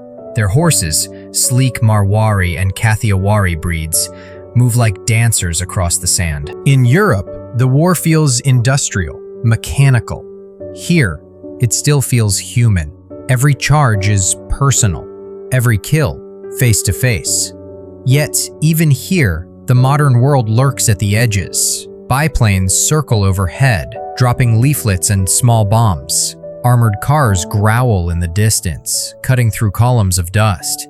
The cavalry rides in concert with them now, not in defiance of them. It's as if the horse has learned to make peace with the machine, just in time to be replaced by it. You reach a village at dusk, its mud brick walls still warm from the day's sun.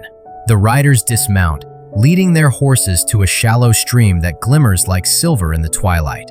The animals drink greedily, their sides quivering from exhaustion. The men move quietly, washing their faces, cleaning their weapons, tending to hooves before their own wounds. They know they've won, but victory out here doesn't look like glory. It looks like survival. One soldier, his face streaked with sweat and sand, looks up at you and says, "We've taken more ground in a week than they did in 4 years in France." He doesn't smile, but no one will remember us. You want to tell him he's wrong, But you're not sure he is, because even as these riders carve their names into history, the world's attention is elsewhere, on tanks rolling over Europe, on the steel leviathans crawling through the Somme, on the new kind of warfare that doesn't bleed when you stab it. The cavalry's triumph in the East is already being forgotten in the West. There's a story told among the Indian riders about one man who tried to wire home after Megiddo to say he'd fought in the last great cavalry victory. The telegraph clerk in London reportedly replied, "That can't be right. There are no horses in this war." You can't help but laugh, even as it hurts.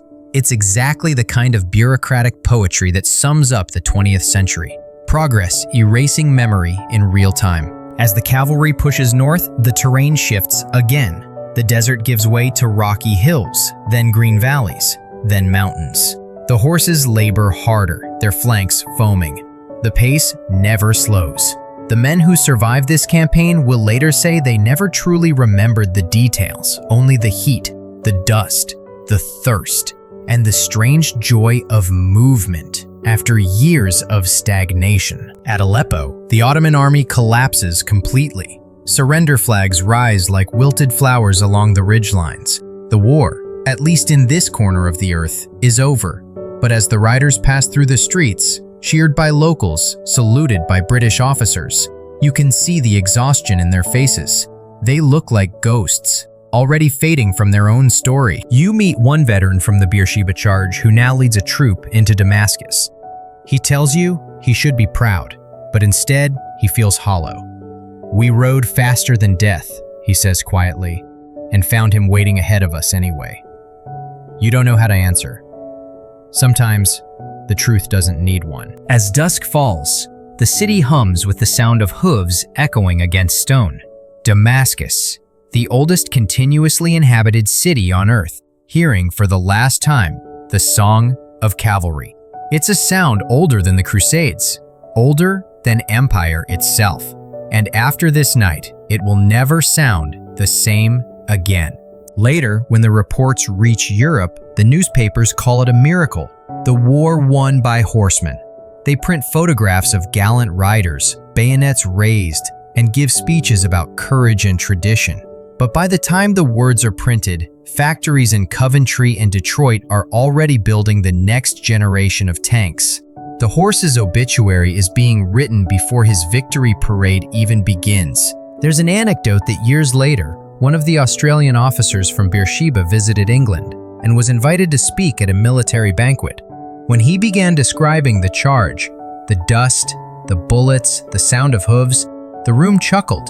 One general leaned over to another and whispered, "Imagine still believing in horses."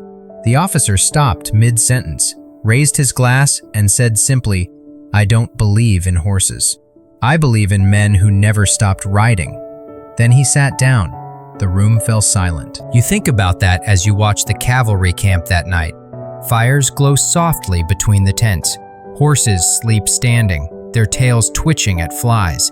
Men hum old songs under their breath, songs that sound like prayers. Somewhere in the distance, a motor lorry backfires, loud, alien, intrusive. A few horses startle, eyes wide, nostrils flaring. The sound fades, but it leaves a mark. That's the sound of the future arriving. And yet, you can't shake the feeling that these men have done something eternal. Not because they won, but because they proved that bravery doesn't expire. That the old world, for all its failings, still had a soul that could gallop at full speed toward the impossible. As dawn breaks, the riders begin to pack their kits.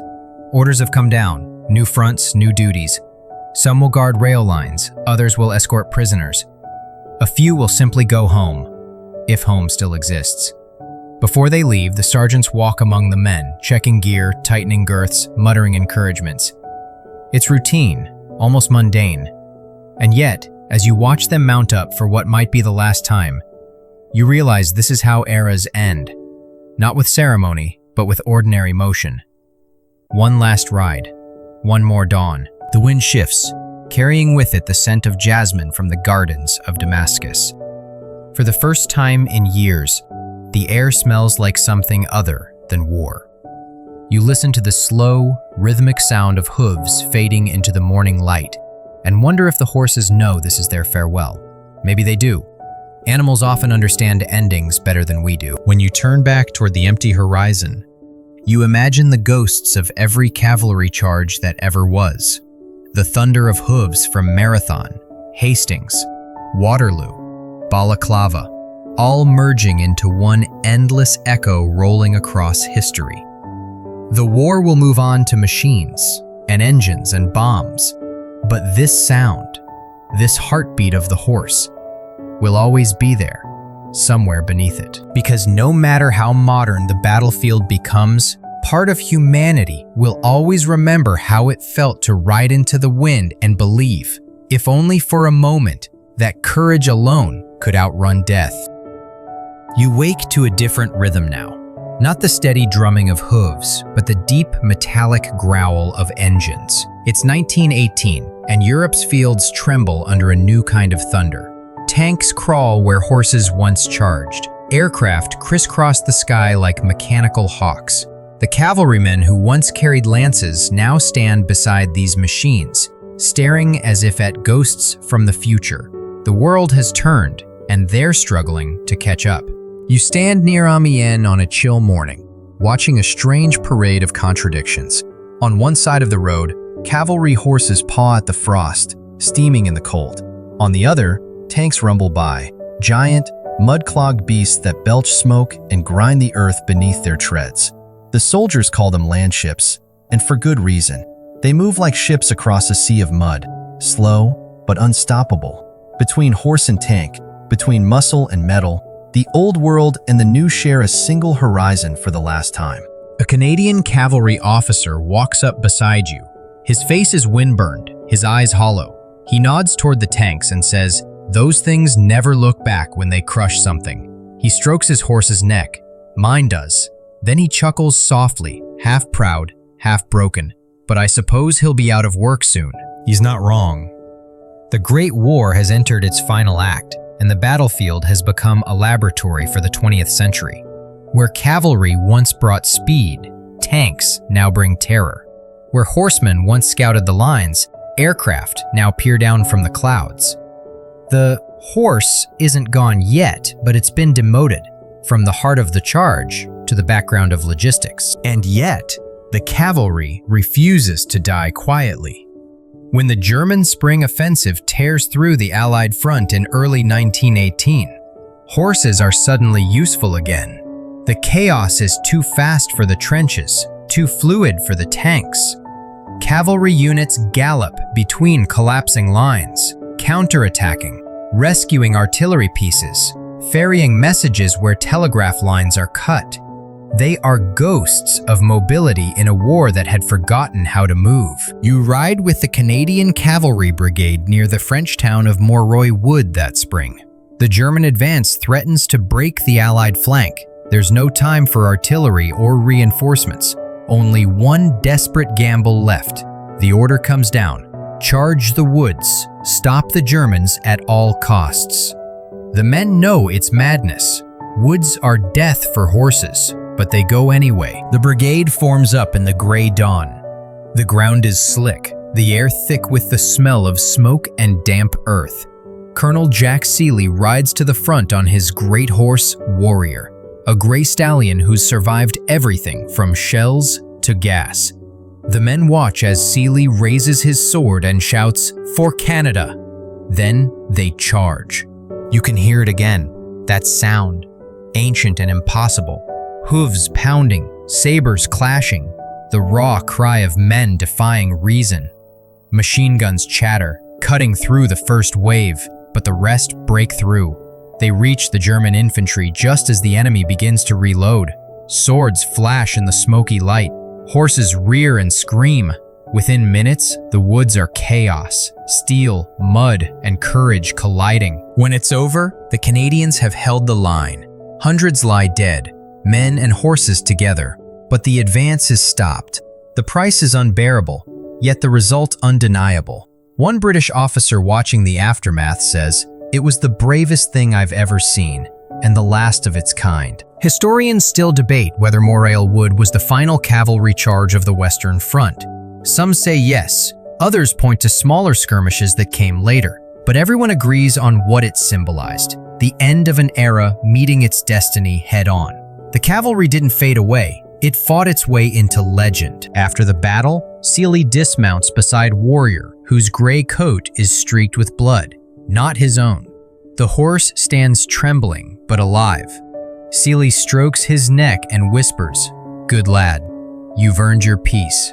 Warrior survives the war, one of the few horses who do, and lives to an old age in quiet green fields. The men who rode beside him aren't so lucky. You wander the battlefield after the smoke clears. The air hums with flies. Everywhere you look, there are bodies, human and equine alike, mingled in death. A soldier kneels beside a fallen horse, removing its saddle with gentle hands. "He was faster than any tank," the man murmurs, "and kinder than most men." You don't need to ask his name. It doesn't matter. They're all the same now. Nameless riders in the twilight of history. A quirky detail from that day. The Germans, after capturing some of the survivors, asked what kind of unit they'd faced. When told it was cavalry, they refused to believe it. "Impossible," one officer said. "There are no horses left in France." But there were, just enough for one last miracle. In the months that follow, the war begins to unravel. The front moves fast now, fluid again like it was in 1914. Cavalry units that had spent years in reserve finally get their moment, not in grand charges, but in pursuit, chasing retreating Germans through shattered towns, capturing prisoners, cutting off supply lines. For a few exhilarating weeks, it feels almost like the old wars again. Open country, clear objectives, speed. But even as they ride, the shadow of the tank grows longer behind them. You watch one of those new machines crawl past a cavalry column on a muddy road. Its treads churn the ground, spattering mud onto horse and rider alike. The horses snort and back away, ears flat. The men glare, silent. It's not hatred exactly, it's grief. They know this is their replacement, rumbling indifferently toward a future that no longer speaks their language. One British trooper mutters, "At least my horse doesn't need coal." His friend replies, "No, but he eats it soon enough." The joke falls flat. Humor has lost its footing here. By November, the guns finally fall silent. The armistice is signed. The men cheer, but the horses just stand quietly, heads bowed, as if they already understand what comes next. The war is over, and their war is over too. In the weeks that follow, the Great Demobilization begins. Cavalry regiments disband or convert to mechanized units. The animals, millions of them, are sold, slaughtered, or left behind. The soldiers who survive the trenches carry their memories home like invisible scars. Many never speak of the charges, the hauling, the night marches through mud. But when they dream of hooves. There's a statistic buried in a British report. Of the 1,000,000 horses that left England for the front, only 62,000 came back. The rest, disease, exhaustion, shells, starvation, gone. You imagine the ships returning to port, half empty, their decks bare where animals once stood. It's quieter that way, but emptier too. One officer writes to his wife, "The world feels still, but not at peace. Even the fields seem to listen for hoofbeats that will never come." You can't shake that image, the silence after centuries of sound. From Alexander's Bucephalus to Napoleon's Marengo to the nameless gelding in a French field, the horse has been humanity's shadow in war. Now, that shadow has lifted, and the ground feels colder without it. And yet, even in this twilight, something endures. In regimental stables across Europe, a few horses are kept on for ceremonial duties. Their coats are brushed daily, their tack polished until it gleams. They stand as living relics of a vanished order. Every time a bugle sounds and a hoof strikes stone, it's a heartbeat from another age, still echoing faintly. You stand in one of those stables as winter settles in. A single horse shifts in its stall, snorting softly. Outside, a motor lorry backfires, startling it. You reach out, run a hand down its neck and whisper, "Easy now." You won your place in history. The horse exhales, long and slow, and the stable falls silent again. You can almost hear the ghosts outside, the rhythm of galloping hooves fading into the mist, heading somewhere machines can't follow. Because even as steel replaces sinew, something of the cavalry lives on. In courage, in motion, in the stubborn refusal to surrender to time. The horse is gone from the battlefield, but not from the story of what it meant to be human in the storm of war. It's winter now, 1918 fading into 1919, and the world is suddenly quiet. No shells, no gunfire, no bugles, just wind. The kind of wind that carries ghosts. You walk through a snow-covered field in France where the last cavalry regiment once bivouacked, and all that's left are hoof prints frozen in the mud. They look almost like fossils, pressed into history by something that no longer exists. The men are going home, or what's left of home. But the horses, their faithful shadows, aren't. Across Europe, lines of animals wait in muddy depots and rail yards, their breath rising in clouds, their ears twitching at every unfamiliar sound. Some will be sold to farms, others to foreign armies, many simply abandoned. After 4 years of war, there's no room in peace for them. You meet a soldier standing beside his horse on a frost-bitten morning. He's been with her since 1914, through Belgium, through the Somme, through hell itself. He strokes her muzzle, fingers tracing the white scar along her nose. "She knows me better than I know myself," he says quietly. How do you leave something like that behind? He doesn't wait for an answer. He already knows there isn't one. The army clerk walks up with a clipboard and a pen. Name of the animal? June. Disposition? The soldier hesitates. The word disposition feels wrong, cold. He looks at the horse again. She's watching him, trusting him. Mercy, he says finally. The clerk doesn't flinch. He just writes it down, nods once, and walks away. That single word, mercy, hangs in the air like smoke. Historians estimate that around 8 million horses, mules, and donkeys died during the war. Most didn't die in battle, but from disease, hunger, and exhaustion. Few were ever buried. The earth simply took them back. Yet for all their suffering, they left almost no memorials, no statues, no honors, just the memories of the men who loved them. In Britain, some veterans wrote petitions after the war, begging for a national monument to the animals. It took nearly a century before anyone listened. In the meantime, the survivors told stories, the kind that don't make it into textbooks, but live forever in barracks whispers and family letters. There's one from a New Zealand officer who, upon hearing his horse would be sold locally, snuck out one night and led it quietly into the dunes. He removed the saddle, stroked its mane, and whispered, "Run." The horse stood still for a moment, then trotted into the dark. "I never looked back," he wrote later, because I wanted to believe she kept going forever. There's another from an American cavalryman in France who said goodbye to his horse by cutting a small lock of its mane and carrying it home in his pocket. When asked why, he said, "Because some things deserve to keep traveling with you." And then there's the story of the German Ulan who, after years of fighting, came home to find his horse had been requisitioned by a farmer. He tracked it down and spent his savings to buy it back. Neighbors said they saw him every morning, brushing the animal's coat with the care of a man polishing a memory. It's strange, isn't it?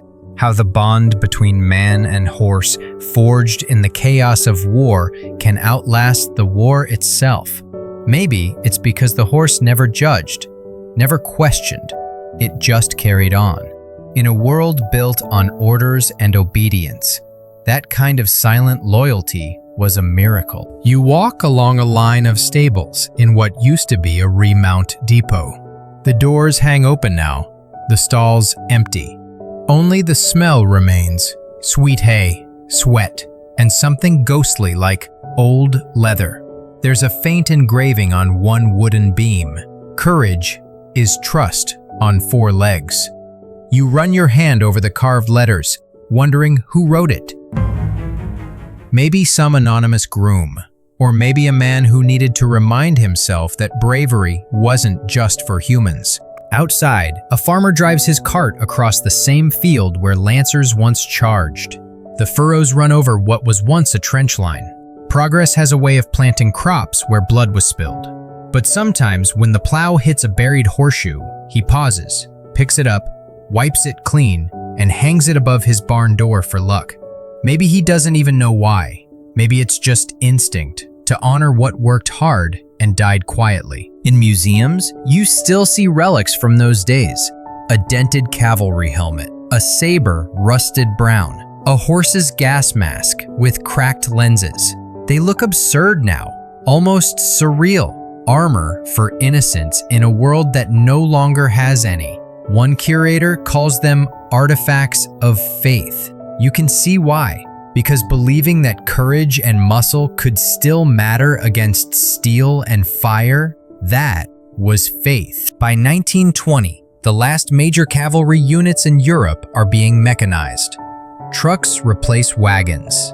Tanks replace horses. The few that remain are kept for colonial policing or parades. In Poland, they still train riders with sabers, insisting that courage can't be outdated. In the Soviet Union, Marshal Budyonny, an old cavalryman himself, turns his passion for horses into a national obsession. For a while, he's right. In the early years of World War II, cavalry still fights in the East, proving that history isn't as tidy as textbooks pretend. But you're still in 1919 for now, and this is the quiet between storms. The men coming home don't march, they shuffle. Many can't bear to talk about the war, yet ask them about their horses, and their voices change. They soften, their eyes brighten just a little. They tell stories about near escapes, about horses that sensed shell fire seconds before it came, about the strange comfort of a warm muzzle in the freezing dark. You realize these memories aren't about war at all. They're about love. One night, in a small French village, you find a tavern filled with veterans. The room is loud with laughter and smoke, but in one corner sits an older man nursing a single drink. You strike up a conversation, and eventually, he tells you he served with the 10th Hussars. When you ask what he misses most, he doesn't hesitate. The smell of them, he says. The way they listened when no one else did. He pauses, then adds quietly, "You can't ride a machine." You sit together in silence for a while. Outside, a car backfires, echoing like gunfire. Neither of you flinch, but both of you stare at the window.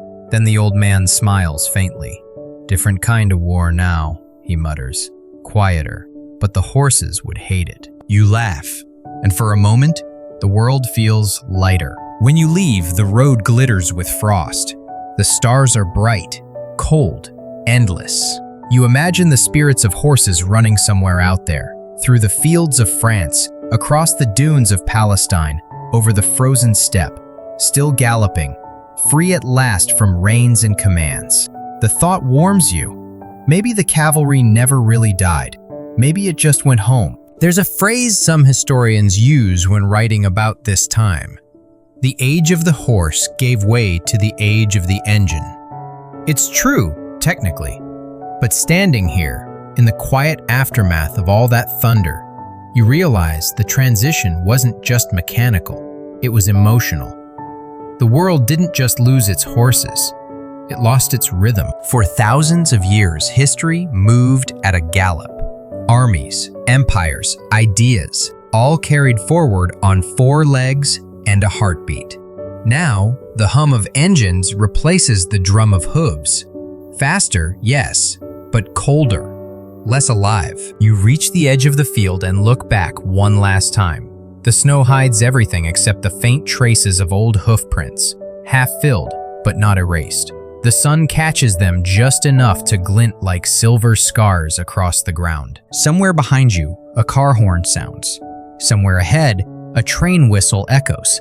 But for this moment, you let yourself imagine you still hear it. That deep, steady rhythm of hooves in motion, the eternal heartbeat of courage. You whisper into the cold air, "Easy now, old friend. you can rest. You leave the fields of France behind and travel east again, through Germany, Poland, and the long gray plains that stretch toward Russia. It's 1920 now, and the war that was supposed to end all wars has barely finished echoing before the next begins. The empires are gone, the maps redrawn, but cavalrymen still ride, thin, hungry, half forgotten.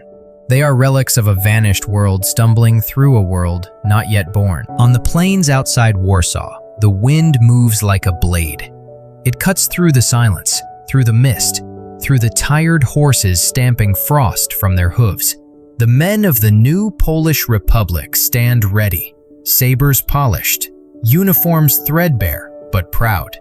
They're facing the Red Army, a storm of men and machines sweeping westward in the chaos that followed the Russian Revolution. The Polish-Soviet War has begun, and somehow, impossibly, the cavalry matters again. You watch as a patrol of Polish Uhlans rides out into the dawn. Their banners snap in the wind, scarlet and white, colors older than the country itself.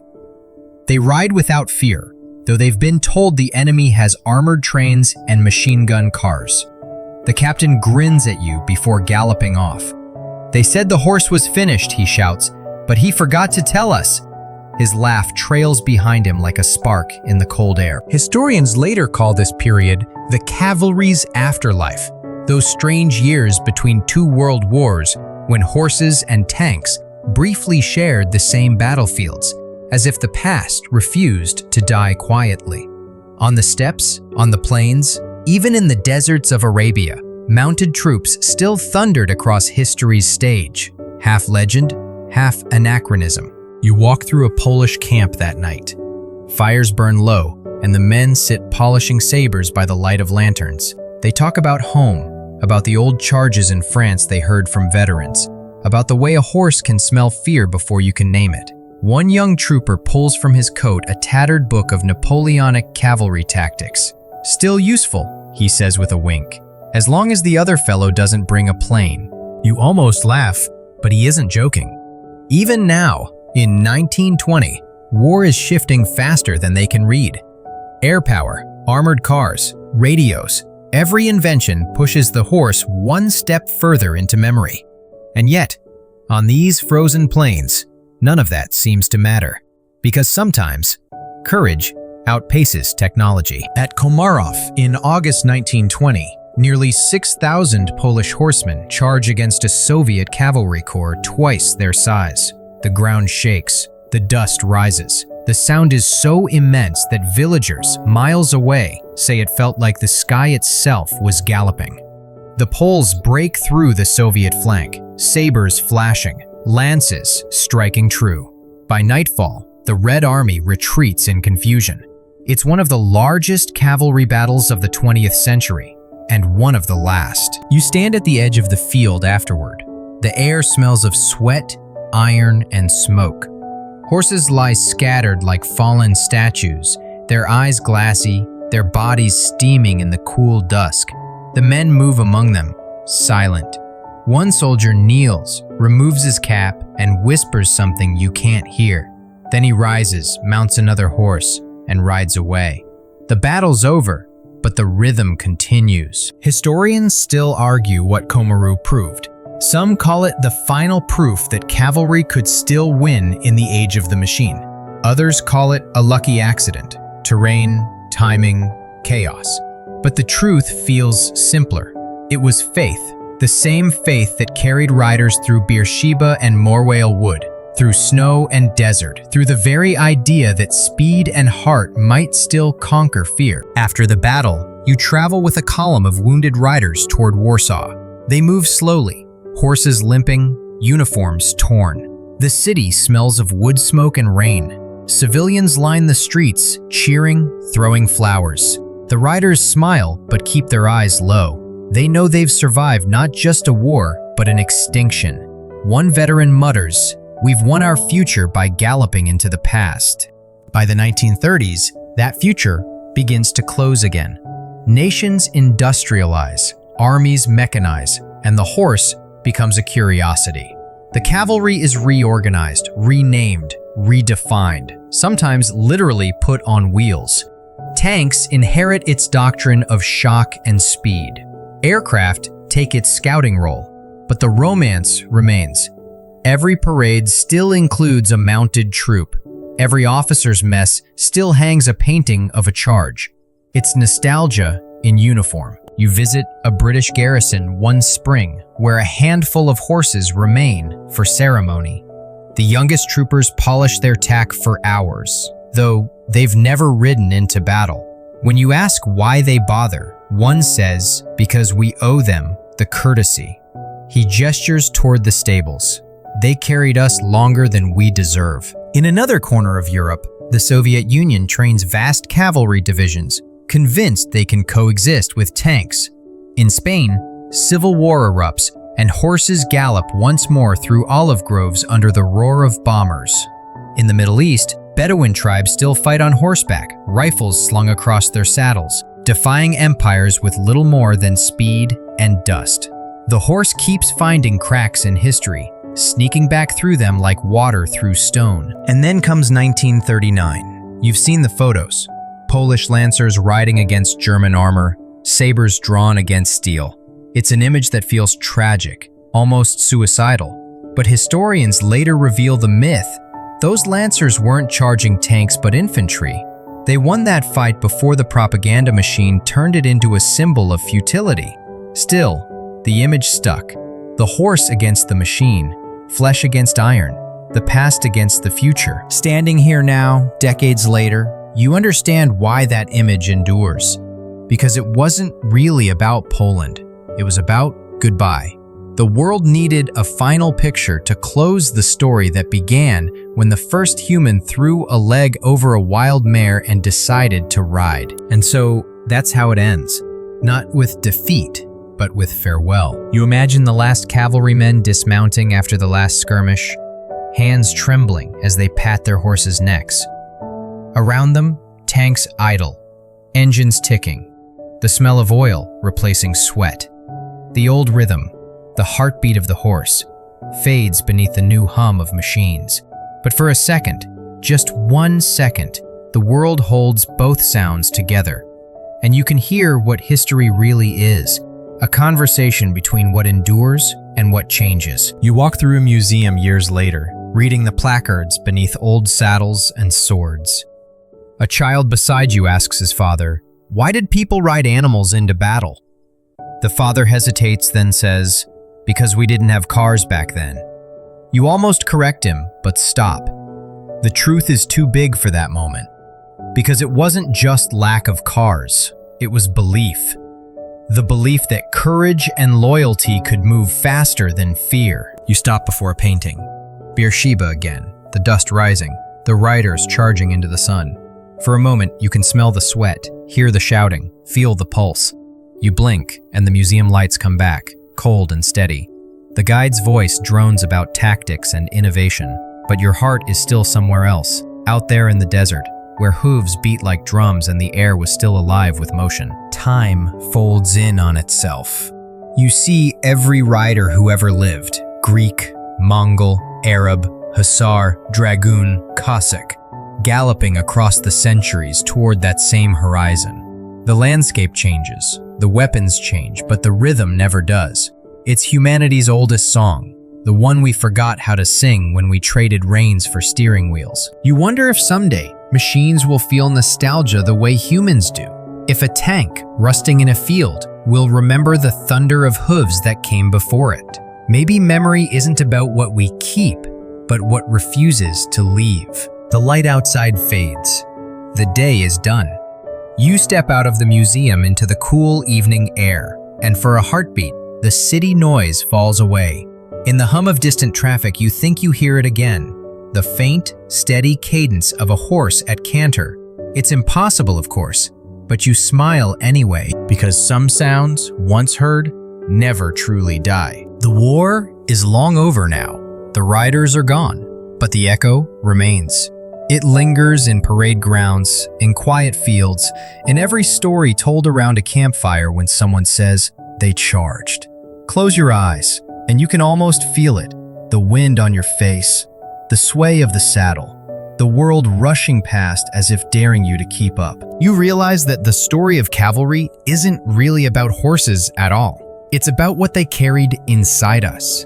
The need to move forward, to risk, to believe that courage has a shape and a sound. When we lost the horse, we didn't just lose a weapon. We lost our oldest mirror. They reflected the best and worst of us, our bravery, our cruelty, our longing to master the uncontrollable. Tonight, as you drift towards sleep, picture them not as ghosts of war, but as companions of peace, running through meadows, through moonlight, through memory. Their hoofbeats fade softer and softer until they blend with your own heartbeat. Somewhere, beyond time and engines, they're still galloping, free, tireless, eternal. And maybe that's enough. Good night.